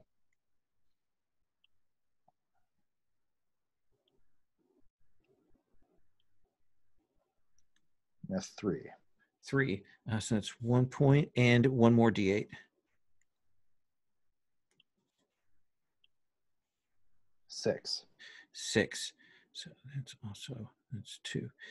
So the warriors and the mages, like as they're trying to tear their way out of there, they are taking some damage. So let's go. No, mages do not get out. No, warriors do not get out. Oh, you're betraying me, roller. No, the automaton will rip free from that and comes rushing up these platforms. The other group is moving up to try and engage the mages. I need, can I have Cytheri, Anax, and Voskos make spirit saves? Essentially roll above your spirit saving throw. Made it. Okay. Didn't make it. I failed. Okay. So you will see the mages reach out and they gesture in the air, and Cytheri, Anax, you both light up. You see like bright light emerge from where you are, and they will come charging towards your position right now. Let's see. The mages have done their thing. So let's do the warriors on Cytheri. Cytheri, what is your AC?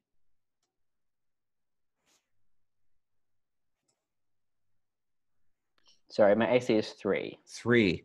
So this is that plus that, so 7.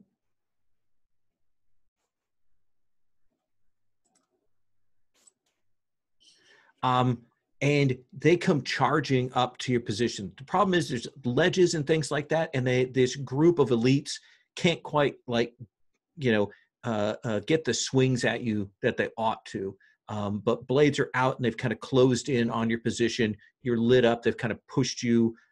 You still got some cover, but they're up on you. They're clearly going to try and like overwhelm you next round. The automaton comes rushing towards where you're at, Anax.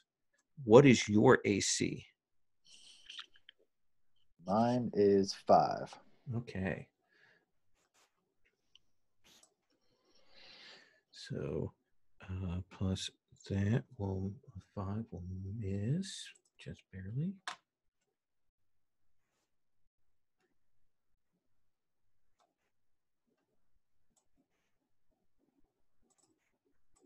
Oh, now I've got a server error. Thank you.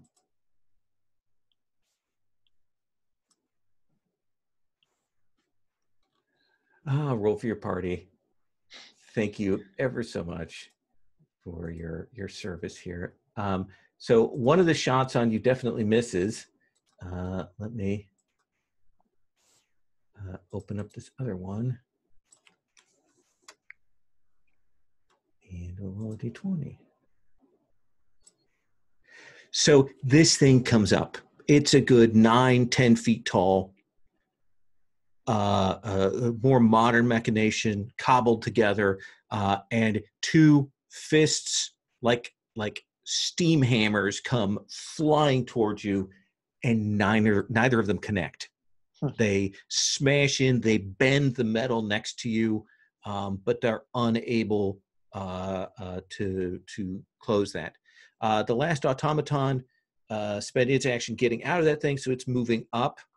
The mages are back a little bit. The warriors are up by Sathiri automatons on an axe. Let's start this next round. Sathiri, what do you want to do? So there's these warriors are like surrounding me, right? Or Mhm. they're close to me.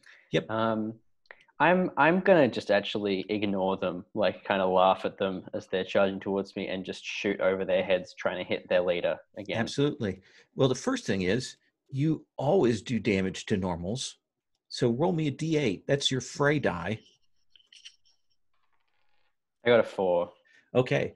So essentially, even though you're like ignoring them, you're just casually, a few arrows just go into people there as you're fighting them, and then you're taking the shot on the Padan and the armor. So his AC is a 9 for you. Go ahead and roll. I rolled a 13. That probably hits. That will hit, which means you need to roll a d10. Why is it a D10 now? Oh no, I'm sorry. You're rolling a D8. I'm sorry. D8 damage. So it's D8 damage plus your dexterity bonus. So it's where's my dexterity? So it's D8 plus 2. Yep. I got a 7. 7. So that will do 2 more points to him. Essentially, another arrow comes out of nowhere by where you're at, Lithien, and shtunk, hits into this guy, and there's a yell as you can see that, there's clearly some magical pop-ups that are telling him the amount of damage that he's taken, and he's still trying to move. Lithien.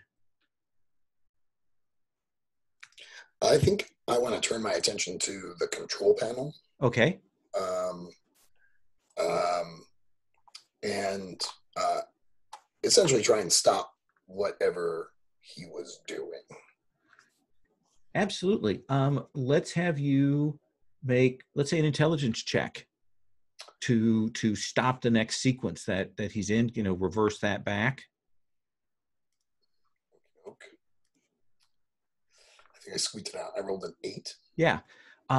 So what do you suppose is the lever or mechanism that you adjust here to reset the defenses that he's trying to bring down? I think it's a lot of valves, sort of kind of really ancient turning knobs, but it's been infused with this forgotten magic. So a lot of the indicators are kind of floating, glowy magical things. And depending on who's looking at them, they change so that they're legible to different people. And so there are a few different valves that he's been messing with, not only to drain the energy, but redirect it to some storage mechanism that he's brought along with him or built somewhere else. Yeah, it actually looks like he's trying to kind of move the control over into his suit, into his thing, to take full control of the energies here and the magics. The other thing you will see is that there's definitely on the defenses a set of indicators that have been going up, and you kind of get a visualization of clearly there is something that the city is registering as a significant magical threat, that is coming in from the sea. And I would like to use the controls to erect that defense. Yes, that'll be a good thing to do on your next action. Yes, absolutely. That is what I'm adjusting valves. Anax, you're up with this automaton. What do you want to do? All right, I think I'm going to take my last gift point for this session.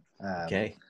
I think I'm going to take Living Torrent, which summons a spout of water, with the theory that spraying a bunch of water around that I might be able to control next time around is maybe not a bad idea. Okay. So I'll attack the automaton with this and try to push him away. All right. Get him out of piston hand distance, I guess. Then AC is a 6 for this thing.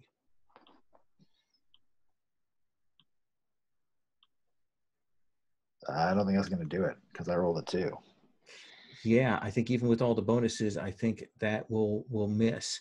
But what like the good news is you're going to get that water here everywhere to control. What does that look like? Is it hanging in the air? Is it falling down to the bottom of the chamber? Is it running along the rings? What do we see with that? I think it's running along the rings. It's sort of, the flow is kind of pulled to the magical gravity of that. So we're starting to see that swirl around there. So you've got that as a tool to use. Vascos. So the mages, they're considered a lesser foe. Is that correct? They are definitely lesser foe if you turn your attention to them. Okay, the ones, let's say the one that cast the spell on Cytheria and Anax. Yeah, the group that isn't all bound up. Yeah. Mm-hmm. I'm going to use Raptor's Red Plunge. So it allows me to bolt next to a target. And if the target is lesser foe, the Godbound may use their attack to automatically disembowel them or pick them up, killing them or rendering them utterly helpless. Absolutely. Why don't you also roll a fray die, because this is a small group. Okay. And that's a D8? Yeah, for your fray die, yeah. Okay. I got a 4 on that. Okay. So what does that look like when you pop up and massacre these 3 mages? Yeah, I don't think it looks like much at all. I don't think it's very visible. The chamber's kind of dark, and all of a sudden I'm just there. And I think it's sort of, what you do see is it's like a swoop sort of down, like a falcon. And I'm screaming because that's like my weapon. Absolutely. So as I scream, it just splatters them. Cut and we hear the sound of them hitting the chamber or bouncing off the metal there, and those mages are gone. Whatever illumination spell they had up is just vanishes at that moment. Let's come back around. We've got the automatons taking a swing at Anax. Let's roll it. Goodness. So 1 will hit, and that is a D6 straight. Roll it. 1 point. Okay. 2 massive automatons. They swing in, ancient of day, sharp edges, and they're like as they come in at you, and you are avoiding their blows. And then the warriors. Did you say D6 straight, just for the record? I did, yeah, D6 straight, and they took 1 point. Yeah. And the elite warriors. Let's see how elite you are. Oh, well, 1 will hit, and they roll D8.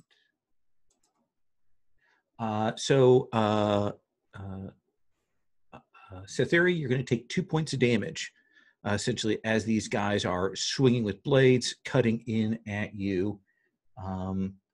Let's roll the saving throws for those 3. Okay, so that means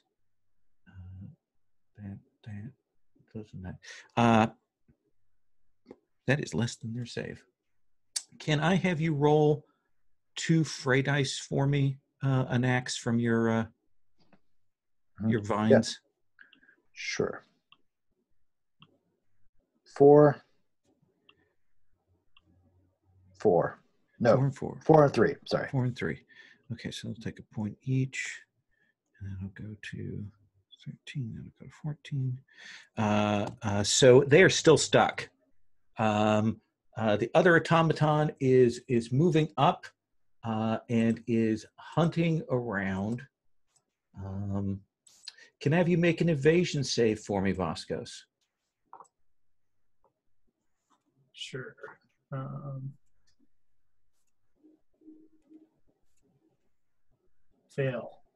Fail. This last automaton who busted through those vines comes running up here, looking around, spots you, and closes in on your position. Doesn't get to strike this turn. Now I'm going to roll for my fine armored big bad. Going to make another save and try and shake off that effort. And will push, and you'll feel that crackle on that round. And he is going to use his other action to take a couple of swings at you. Lithian, what is your AC? Because of between the raindrops, I'm 3. 3. Well, there's a 1, and there's a 19. So one of those shots will hit you, and that damage is that. 2 points.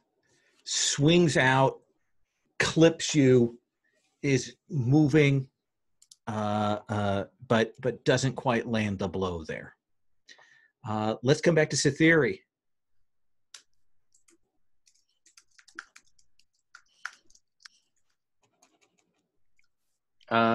Yeah, so there's these soldiers are still attacking me, right? Oh, yeah. I think I'm just going to keep shooting at the boss. I think they're all like piling on top of me, and you just see like a big pile of bodies, and then you just see an arrow shoot out from the middle of them. That is maybe go through a couple of them. Exactly. Roll me a D8 for your fray die. I got a 4 for the fray die. Okay. So yeah, you will kill another of them, and then your attack. He's still AC 9 to you.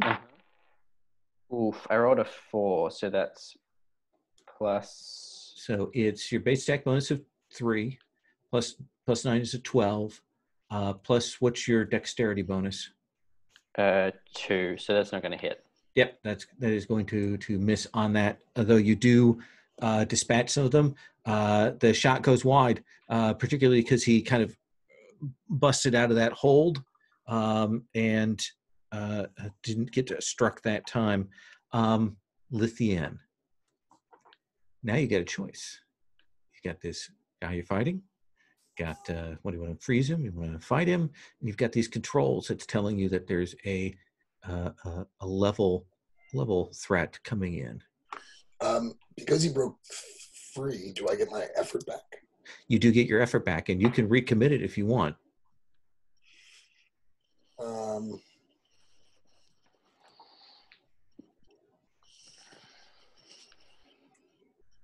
I was enjoying punching him, but I also feel like... So, did I successfully redirect the power to the city's defenses? You stopped what he was doing. Okay. Now, if you want, you could try and erect, the fuller set of defenses, the fuller suite of those against this thing that's coming in. or you could deal with him right now. I'm worried about the city, so Okay. I'm gonna erect the defenses. Okay. Then let's have you make an intelligence check. These are ancient machines. You have an instinctive knowledge for them. I rolled a 15. So what do we see? What's a visual that tells us that down here that you've set something in motion upstairs? I think she almost, even though it was intelligent, she almost doesn't even know what she's doing. So her eyes become sort of clouded or something, and she's just sort of now connected with the machine to completely understand exactly what she needs to do.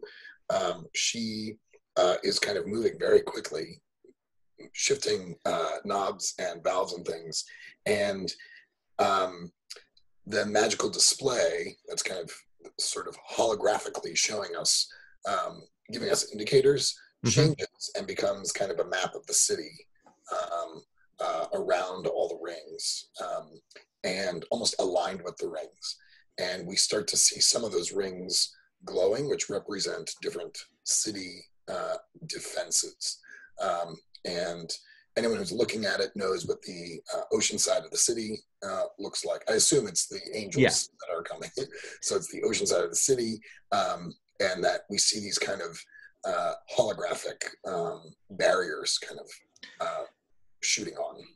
And it does the sort of basic assessment, and it connects up with the fortifications that you've been building on there and reinforces those, and you can almost see those magical defenses go up as this wave of shark men hit up against that, just this literal wave of water, and then these hundreds of shark men will hit up against that and get pushed back into the ocean, even as that angel is still coming. But you've kept the city from getting swarmed by these bloodthirsty monsters. An axe, a lot of water in the area, automaton not doing much damage to you. Yeah. Very sad automaton. Yeah, so I want to make sure Lithian can keep doing her thing at the controls and isn't interrupted by the Padan of the Green Tower. So I'm going to, use River Tamer to, make a bunch of these sort of this water that's sort of pooling around or moving around sort of all converge on the Padan of the Green Tower to try to knock him off of that platform. Okay. So I say... Or disrupt him at the very least, or get him very wet, if nothing else. What I'm going to do is essentially we'll have him make his save, and it's essentially an evasion save against getting knocked off of this thing. Sure. And we'll see how he does here. He's not had great success with his saves so far.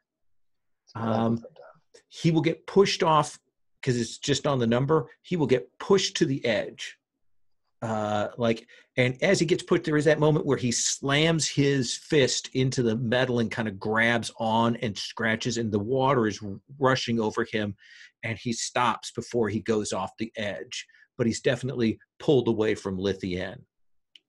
And am I up on sort of one of the ramps, or I imagine you're in one of those walkways. That's where you kind of stayed back, and this automaton is up there, taking these swings at you. I'm gonna just jump off. Okay. I assume there's something like ground below, right? There is a long way down to the chamber down below. Yeah. That's fine. Yeah. Okay. So you will leap off. Now, can you fly, or how are you? Are you doing anything I'm just invulnerable to damage from falling. Oh, that's right. So I I've never imagine done that, so I figure it's time we to see break you it leap out. off, and I imagine there is a superhero landing at the bottom when you land with a crack there. That seems perfect. Vascos. Yeah, so this automaton is facing me. So I'm going to use my Shriek of Twisted Metal against it. Okay. It does straight damage against inanimate objects, if that counts. Yeah. Here. So so that's just an attack roll, right? As an attack roll, AC is 6, plus your base attack bonus, plus your dexterity bonus. So I roll a 14. 14 will do it, right? Or did you add everything in there? I added everything in Oh, there. okay. So that will miss. What happens? What's the consequence for this area when this canary shriek of rending metal goes out? I think it starts to like weaken the walkway that we're on. Okay. And like maybe it even like starts to crumple a little bit. And this thing kind of takes that step aside as that's crumpling, and it's going to take go to its actions. And these automatons are the worst. They are the worst. A 1 and a 5 means that it will take a couple of swings at you and have absolutely no success. Let's roll the saving throw for them. Could you roll 2d8 for me, Brian, for the fray die as these people keep killing themselves trying to break out of your vines? 5 and 7. So the last of the mages in that trio passes away in your vines. There are still some troops in there, but they are reduced. And I think that this automaton is going to, let's see, we'll maybe make a save to jump down to where you're at. Will land successfully, but I think that's a tricky move for them, so I don't think he's going to get an attack as well. But there's that smashing sound as he comes down by where you're at and kind of unsteadily gets back up. And then a couple of shots on you, Cythery. One of them will hit. And let's clear those out. +2. You're actually going to take 4 points of damage as they kind of press in, and they're going to use their overwhelm power on this round to do an additional 4 points. And I'm going to roll for the big bad. He is pushing through the water, moving back towards where you're at, Lithian. That kind of just all of his energy moving through the torrent to get back up to you. Cythery. Yes. I think if a gift says on turn, does that use my action to do it? I think it does. No, I think because some of them say action, so I think if they say action, then that uses your action. Yeah, I think on turn must be. Let me see. Just that you have to commit it at that moment. On turn gifts may only be used during your turn, but don't count as actions. Okay. As many of them may be used as the Godbound wishes. So I'm going to take another gift called a Greater Gift, Fear No Steel. Commit effort. You take 1 fewer points of damage from all incoming sources, and if you commit effort for the day, you become immune for a scene to attacks from lesser foes without magical weapons. You're going to make that commitment? So I'm going to make that commitment for the day. So let me do this. So I'm down to 3 effort. Okay. So I am taking 1 less damage from everything and absolutely nothing from mundane attacks. Yeah, we're going to see those swords bouncing off your skin now as they're come in. You like concentrate, and then they're trying to hit you. You're already bleeding, but they're just those blows are bouncing off of you. But you And still have your just action. I'm gonna sort of walk forward and just gently be like, excuse me, slide them aside, and then take another shot at the Padan. Okay, roll to hit the Padan.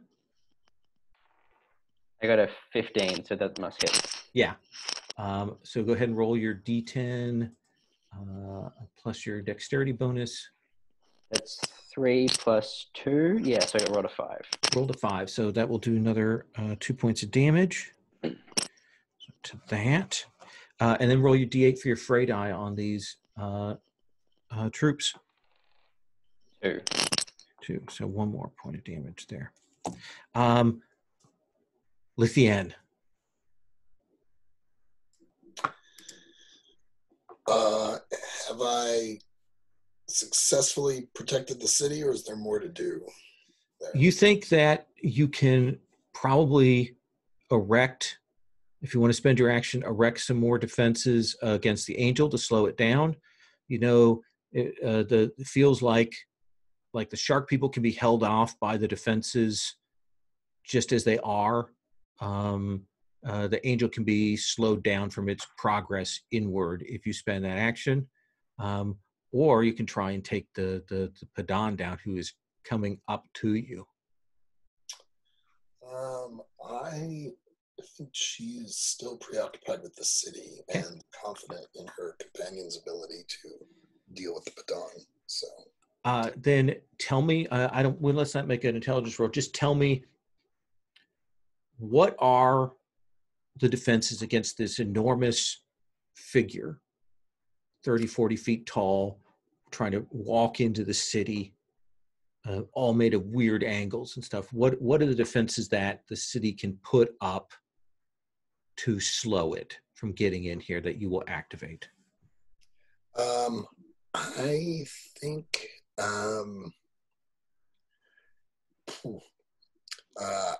I'm open to ideas. I'm wondering if angels are deterred by darkness, and that in fact what emerges are essentially cannons that shoot darkness at the an antimatter type thing at the angel as a and I think we'll see that kind of channel and come up through those towers, the red tower and the well, not the red tower anymore, but the ochre tower and the white tower. That we'll see that flash hit against it, and it'll take that stagger back. It's clearly going to keep pushing forward, but that holds it for the moment there. An axe. Yeah, so I mean, I could keep trying to push the Padan back with this, geyser of water or whatever. I feel like though, I feel like an axe sort of grew up in this small town watching like little puppet shows, and there was always like people like falling down in comical ways. And so I think she just always likes doing that to people. So I think what she's going to try to do actually is shift gears slightly and just try to freeze the water under the Padan's feet and like in his suit to sort of freeze him in place, or at the very least make him slip and fall if possible. That sounds reasonable. We'll give him a save against that to essentially to burn his action.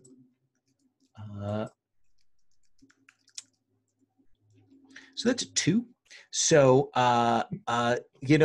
it's that you've got that torrent of pressure, and then you just turn it off and freeze it in place, and he immediately staggers forward because he's got all of the energy of this suit of armor pushing against this, and then you freeze it, and he goes, and there's that crashing sound. Probably that whole platform kind of shakes as he hits, and probably spins a little on the ground, like he's on an ice rink there for the moment. Yeah, and he's burned his action. Yeah. And Voskos. Yeah, part of me wants to like alert the civilians because I could do that. Like, I'm concerned about this this golem, but I can also just like fly up, like towards the top of the chamber. Mm-hmm. And I think it's distracted enough from the other players, the other Godbound. So I think that's what I'm going to do is fly upwards. Absolutely. And shout through the layers of earth. It goes out to, let's see, 10 miles, I think. 10 miles. Yeah. So, and it can go through What whatever. are you telling the people in the city? I'm going to tell them to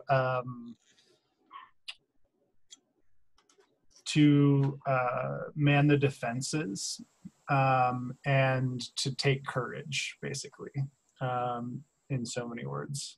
Let's have you make a charisma check. This is to inspire. Or are you spending influence?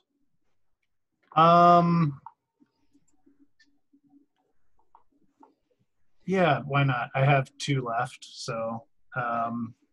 So what's the montage, the sort of Sergei Eisenstein montage we see up in the city when your voice goes out? Yeah, so it's this voice that people have been hearing for weeks now, right? Mm-hmm.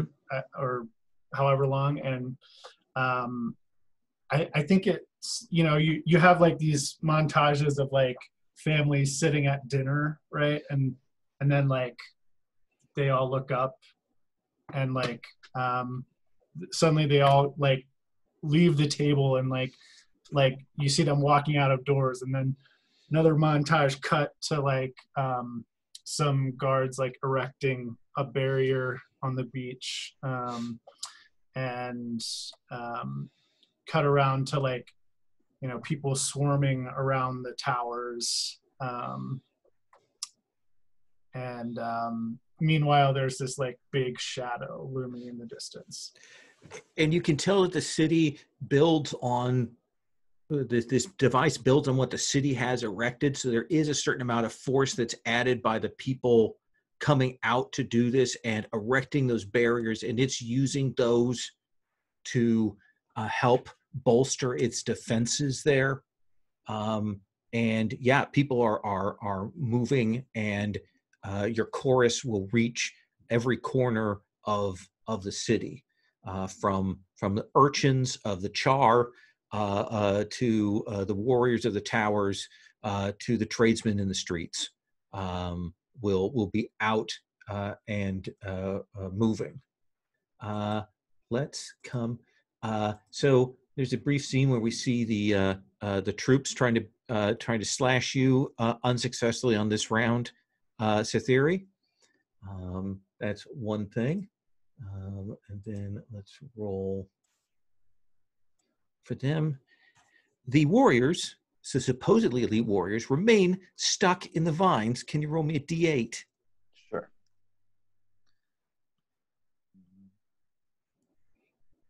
2. 2, so another point.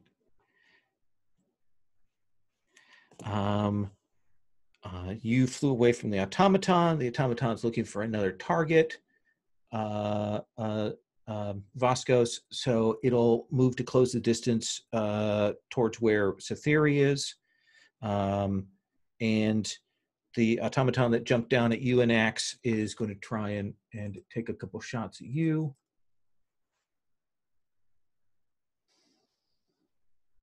Anyway, let's move on to the next person to go in the round.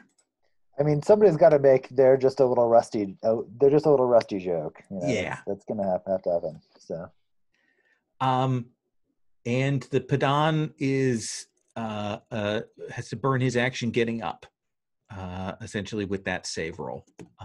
So while he's able to break out of that, it does burn his turn. Cytheri, there's an automaton closing on your position. these troops are only now realizing that they're raining blows on you. You're not caring, and nothing they do is hurting you. Okay, well, I really want to just kill this Padan after I've shot him. I feel like he's a giant metal pincushion at this point. He is wet, knocked down, and pincushioned. I'm going to use my bolted invincible skill, which means I have to commit effort for, I think it's for the rest of the day or for the scene. I should actually check that. Commit effort to the end of the scene to ensure that my next ranged attack does maximum damage and hits on anything but a natural roll of 1. Okay. So I guess I'm, batting aside these foolish mortals who are trying to hit me with their pointless swords. So I'm dealing my fray damage of 3. Okay, so another point. More of and then I'm drawing back my bow, and I think what you see is that it's like there's this kind of sort of spectral bow that is much bigger than my bow. Oh, okay. And like an incredible amount of tension going into the string. Now I'm going to roll, and hopefully not going to roll a 1. Okay. Okay, I rolled a 6, so that will hit. So that shot flies out, banks around, and again slams into him. Max damage. He rolls back from that. You can tell he's staggered. Blood is coming out through the cracks, through the arrow wounds. He is barely on his feet right now. Lithian, this arrow-studded guy is coming at you again. You've got the defenses erected. I'm still have my point of effort committed for my hammer hand, and so I'm going to use it. Okay. I rolled an 18. That will hit. So roll a d10. I rolled a 10. Tell me what that looks like when you drop him. Between that bow shot, that spectral bow, the arrow that went into him, you come up, your hammer hands are still set. What does that look like? So I feel like the four of us have just gotten to know each other well enough where, I'm still working at the controls, and I already know that Sathiri is shooting that arrow. So the arrow goes into him, he staggers, and I just turn around and punch the arrow so it goes deeper into him. And all the way up to my fist. So. Yeah. Does that thing where you drive that in, the arrow comes out the back, you crack through that armor. We actually probably see the built up water from an axe thing probably spray out as well when you hit that. And he'll do that stagger back, and then the stagger slide. And then there is just this sound as he goes off the edge and crashes down to the floor below. And just horrible wrenching sound, probably hits through some of these rings as he does that. Next, you'll see this golem stop. Okay. What do you want to do?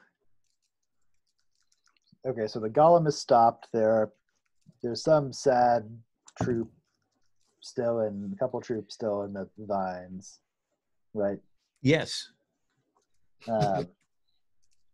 Yeah, I think, and both of the golems are. Both the golems are going to stop. Okay. The one is just closing in on Sathiri when the Padan drops. Okay. I mean, I don't know if our work here isn't done. I think there's still, we need to go back to the surface and do what we can to help out. But, it seems like we've. You let these troops go that are bound up in your I think so. They're going to have some issues. They're going to need to. Half their numbers are dead. Yeah. So when those vines get suddenly released and their master is on the ground, they will take off. Yeah. You'll hear them running. You probably hear the sound of screaming and sizzling as they run back that way. The troops that are on Cytheri will also, they can't hurt her. Can't hurt them, and they take to their heels, hoping that at least some of their number will survive through the lava room, and they will rush out en masse. And you can all kind of catch your breath. Vascos, what do you do in this aftermath as people are fleeing, defenses are erected? You've done this call out to the city. Yeah, I think what I'd actually start to, I mean, my main concern here is for like the people of the city, and I know nothing about machines. So I think I'm just going to start using, start calling like birds to the city, like just like reaching out like in all directions, and sort of calling them all to sort of encircle the city. My idea here is like they are kind of like they form like an envelope around the city, you know, like sort of protective, but only, you know, only in a sort of like, I want it to be a visual spectacle. Yeah. Right? Like an inspiring spectacle. It's also adding to the resources that the Ashen Engine has to protect those. It's able to amplify that. And we'll see all those birds that you had called into the city before, all those crows and ravens and all those birds that you had as the signal for the fall of the Red Tower. All of those things will go up and will echo that again, and we'll see these blasts and this angel kind of staggering back up there. Cytheri, what do you do? Don't know if there's not a lot I can do down here. I might jump down to the controls with Lithienne and ask her if she can maybe deactivate the lava tentacles so we can get out of here as quick as possible. Lithienne. Yeah, sure. I saw those controls while I was doing something else. No problem. You will feel the defense is getting stronger as all of that energy that the Badan stole starts bleeding out of that armor and starts pouring back into the system here. I also feel like these are defenses that the city hasn't seen in generations. Right. Like, the Angels never attacked before, but we have had these bad storms, and the Ashen Engine worked well enough to protect us from the year of bad storms in 50 years or so. But these were all new kinds of threats that the city had never faced, right? Yeah, yeah. So I think people are up above are also extremely surprised to see just sort of how powerful their city is. What is the thing that you bring to bear with this renewed energy, with the force of all your Godbound strengths and stuff to drive this angel off?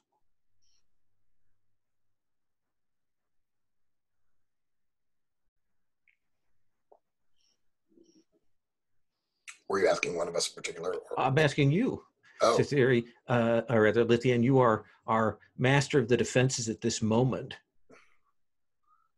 When you open up the throttle on this, what does it let loose? I think it sort of taps into the resonance of the heroic songs that Moskos has been putting out. in such a way that there is an optimism in the city that they haven't felt before. And as cheesy as it sounds, I just feel like that the angel was about to feed on the despair in the city and the powerlessness.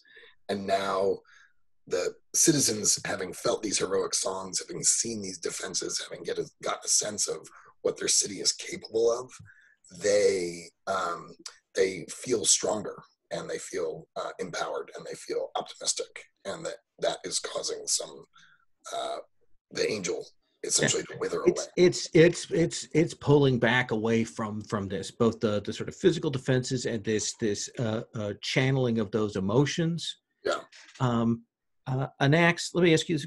So we've got this defense system opened up. These things are in the water. How are you using the tools that you have at hand with the sea to push these things back through the devices here?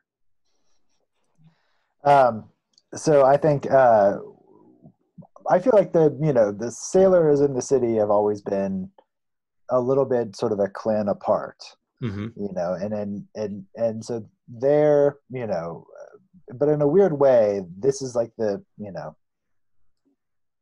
is totally this is a time they actually feel more connected to the city, because the stuff they're doing is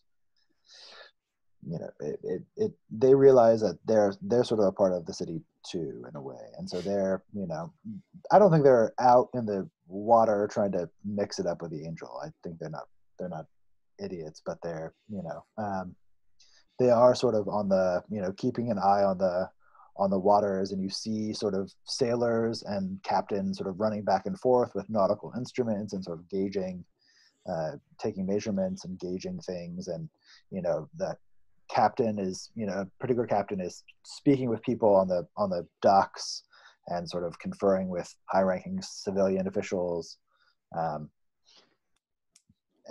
there's a few of them are there are some people who are falling into the water, and I think that's where I'm making sure that people are not drowning. And I imagine they're also like cleaning up the last of these shark people that haven't been pushed down. They're coordinating and bringing their forces to bear against that, and that tide of the shark people, that weather that tide will go out, and the angel goes with it.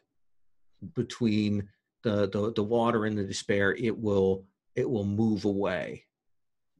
And I think we're going to move to epilogues. So let's start with Cytheri. Cytheri, what is the epilogue for you and your people? I think the epilogue is maybe even happening concurrently with what we've just seen, which is that all the shark people smash against this barrier that surrounds the city, but then a little way north of the city is this kind of long beach, which is not protected because it's outside the city, and all of these shark monsters are crawling up out of the water with their loathsome fins and tentacles and whatnot, and sort of massing on the beach, preparing to attack the city. And then over the hill comes all of these nomad warriors on their horses with their war cries, and they ride down and cut down all of the shark monsters on the beach. Absolutely, cutting through, turning, sending them flying back, and the beaches will run red with the blood of these monsters. Vascos, what is the epilogue for you, either in immediate aftermath or longer term down the road? Yeah, I think Vascos wouldn't stick around for much longer. Like, I think after the angel disappeared, at some point the like no one will forget the songs, right? So but they do start to fade, right? And he sort of like he sort of wanders on, to the next place. And yeah, just, you know, I think he's always on the road and a wanderer. Was here for a while, had some friends, and then moved on. Anax, what is the epilogue for you? I think Anax sticks around. I think there's probably some touching moment when she returns to the town she grew up in, but I think she sticks around. I think she, you know, goes back to I'm blanking on her name, the Purple Tower, Lady Therfon, and, you know, takes advantage of her knowledge of the city to reach out to the Padan of the Ivory Tower. I think she's, you know, I think Anax is even interested in, you know, setting up more permanently either somewhere near the water or, you know, maybe in the Green Tower. Yes, we have towers that are available for you to take possession of. Form the backbone. She's, you know, her next thing is, you know, figuring out a way to deal with the Padana, the Ocker Tower. That was the vines creeping up the side of the tower was kind of, you know, what I was thinking as well. Oh yeah, I like that. And you know, but I think, you know, she you know, we attacked two Padans head on, and I feel like but the brief encounter she had with the Ocker Tower is, you know, gave her something to think about, and gave her some, you know, was worrisome. So I think she's a little more circumspect this time, maybe, just maybe. Yeah, she's not that patient. And Lithien, what is the epilogue for you? I think she builds a tower where the Red Tower once stood. And I was trying to decide what color it should be. But it's not too ostentatious, so I didn't want to meddle. But I also wanted to set it apart from the other towers, and I couldn't think of anything. But maybe it's just a black tower. Simple, unadorned, and for the people of the city. And so she occupies this tower. And I was also wondering if maybe they chose to rename the city, where the City of Ashes felt like something at the end of its life. And now they were thinking maybe this is something at the beginning of its life, but couldn't get very far in thinking what that name could be. Kindling. The City of Towers would be simple enough to say what it is. Yeah. I also like. Also wondering if she adopts a name like Angel Foe or something like that, where she sort of becomes. Give yourself an epithet. Yes. Yeah. Excellent. That's our session. That's our game. I want to thank everybody for that, and want to not thank the die roller for that, because it was pretty awful. If you don't mind, I'd like to do a quick stars and wishes. Talk about the game overall, and things you liked, things you would like to see more of, all of that kind of stuff. We'll go in the same order. Will, can I start with you? Yeah, okay. Stars and wishes. Yeah, so for that last session, I really liked, you know, all the different challenges that allowed us to sort of put our gifts to bear. The fight scene was good. I really liked Dan's conclusion to the killing of the villain. Like, I was the detail of punching the arrow through was nice, because I felt like I had shot so many arrows at that guy and he just wouldn't die. So I was glad to feel narratively that I contributed to the final blow. So yeah, that was good. In terms of wishes, Yeah, I don't know. For this system, I think it's quite challenging to write a system for, you know, really high powered characters. And I felt like this there were a lot of situations where it's like you present a problem and, you know, each of us looks at our character sheet and we have like 5 different ways to solve the problem. And it's hard to have challenges that are challenging that don't just invalidate everything that makes your character a Godbound character. Yeah, and it's combined with the sort of OSR nature of the die rolls are binary. They're absolute of yes or no. That doesn't allow you to kind of gradate easily, you know, some of those successes. So I think it's a really good point. Anything else you want to say? I think that's it. Okay. Matt, first time I got to play with you, by the way. It's been super fun. Really enjoyed it. Yeah, thanks.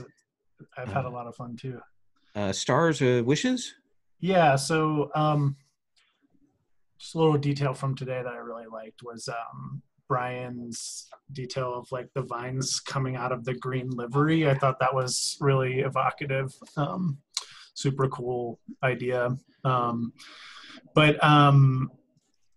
Yeah, I had a lot of fun. I think it's interesting because this system really steers you towards combat in a lot of ways, and I don't think it needs to be that. I really liked how there were these there were all these sort of dangers and all of a sudden it all sort of seemed to make sense, you know, like what we needed to do, and we could do some of the large scale stuff, but we also needed to fight as well. Wishes, if I would love to play like a long campaign of this and really lean into like the influence and the what is it called, the Dominion. And just like really play up the, you know, the like macro game, if you will. But you know, there's only so much that you can do with that in a 5 session, you know, game. So I was really happy with it. I had a lot of fun. It's interesting because we had 5 sessions, but we really only had 2 combats in the course of that. I hadn't quite put that together. Because they leave so much of the other stuff very abstract, like all the detail is in the combat, even though it's still a pretty simple system. And it does say a lot of the time, if you know, if they can do these things, you know, you don't necessarily need to roll. So that's a really good point. And yeah, I do think the longer scale and being able to play the higher level game with your powers doing those things is a really is really evocative and really interesting. Anything else you want to say? Just thanks. It was cool meeting you all, and it's great to finally get in a game with Lowell, because you're like the highest demand GM. I don't know about like that. All your games fill up like constant, like in a second. So finally got one. Well, I'm so glad to have people. I do enjoy Godbound. It has a lot of flaws, but it's kind of the level of OSR goofiness that I want. So I'm glad to have people try that out. Brian, Stars and Wishes? Yeah, I have to say, like, I really enjoyed this a huge amount. Like, I same thing Matt said. Like, I was on the wish list for a bunch of games, and I was like, oh my gosh, like, this is totally like, this is like the game I never thought I was going to get in. So it's been a thrill. And both because I've wanted to play Godbound for a while, and also because, you know, I just, you know, and so I thought this session was fantastic. I really thought this was super cohesive. It sort of all sort of flowed together really nicely. You know, all the other sessions are great too, honestly. But I thought, you know, this really sort of tied things up really nicely. And I thought, I feel like, like in the longer running campaign, I feel like in like that final combat scene, this ethereal Lithian thing. Like I think we just we kind of really hit our stride, like working together as a team. And I think I thought that, especially in this session, I thought that was really nice. But yeah, I don't know. I mean, I guess I don't have any big wishes, honestly. Like we touched on, I feel like the system I could sort of go back and forth on, depending on the day. I miss, from Exalted, like Exalted has a bunch of like social combat stuff. Yeah. It has a ton of stuff. So I'm not wishing to revisit Exalted, but I do miss, I was thinking like, oh, it'd be really cool if, a couple of these sort of crucial combats had more of a social combat dimension or something. Like, I know we were trying to stay away from compulsion and like just forcing other players to do something, but like figuring out, there needs to be a middle ground on those abilities. We need to find a way to tone them down so they don't feel like they're autonomy stealing. And I think that would require a revision of those things. But I think that would be a better and necessary tool for that kind of high level long play. And I feel like the Green Tower, the Red Tower was clearly evil, probably needed to fall. But, Green Tower, I felt like maybe there was something there we could have worked with in a longer campaign, maybe we could have brought him over or convinced him or shown him the error of his ways or sent him packing in some other way. But altogether, I thought this was great. Yeah. One of the interesting things about the longer game is these first few levels, you're getting all this stuff and you're always having new stuff and you're always trying to figure out what it is. There is a point at which we hit and that slows down such that you can finally go, okay, what are all my abilities? Kind of learn how to use them and figure out how to use them in different ways and get that kind of mastery. Whereas in 5 sessions, okay, well, I'll do this thing now that I think I can do. It's very easy to get lost. With all the options. I guess one this isn't on anybody else but me. I kind of wished I'd taken more fertility gifts. I feel like that would have pushed the play in an interesting direction. If my threat to people was like, not necessarily I'm going to punch you in the face or something, but I'm going to destroy your line and all of your children. That has like a cool valence to it. Certainly mythic, and it's certainly more exalted-y. So yeah, awesome. Dan, also another person first time I got to play with, so I'm delighted to have this opportunity. Yeah, likewise. Stars and Wishes? I loved this. I loved every second of it. I was completely engaged the whole time. I love playing with you guys. I love getting to know you guys. I thought you all embodied your characters really well. Like I was really seeing them on the screen, so to speak. And that just makes me so happy. I thought I knew nothing about Godbound when I signed up for this. I signed up for this to play with Lowell. Like I had heard good things, I'd seen good things, and I wanted to see what a GM like Lowell is like. So, and I was very glad to do it because it turns out I also really loved the game a lot. I think I'm not also an OSR connoisseur at all. So, but this really hit a note for me. What I found disappointing, and maybe it was just the words that we chose, is that the gifts don't really interact with the other players. Like I was expecting to be able to take things that buff other players so that we could kind of work off of each other in something maybe a little bit more mechanically or give us prompts to help with that stuff in the fiction.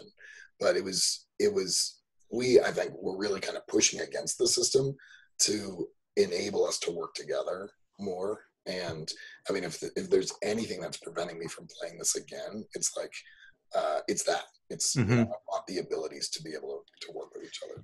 Yeah, that's a really good point.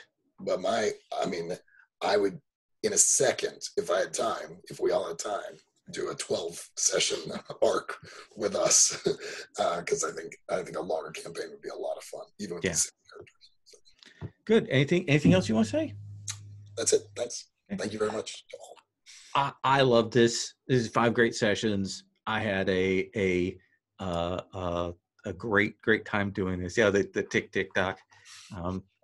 At the table, that's me rolling and not saying anything at the table, so they hit that noise. So I had a great time.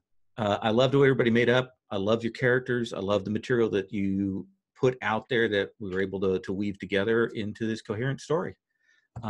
So thanks so much. I'm going to stop the recording.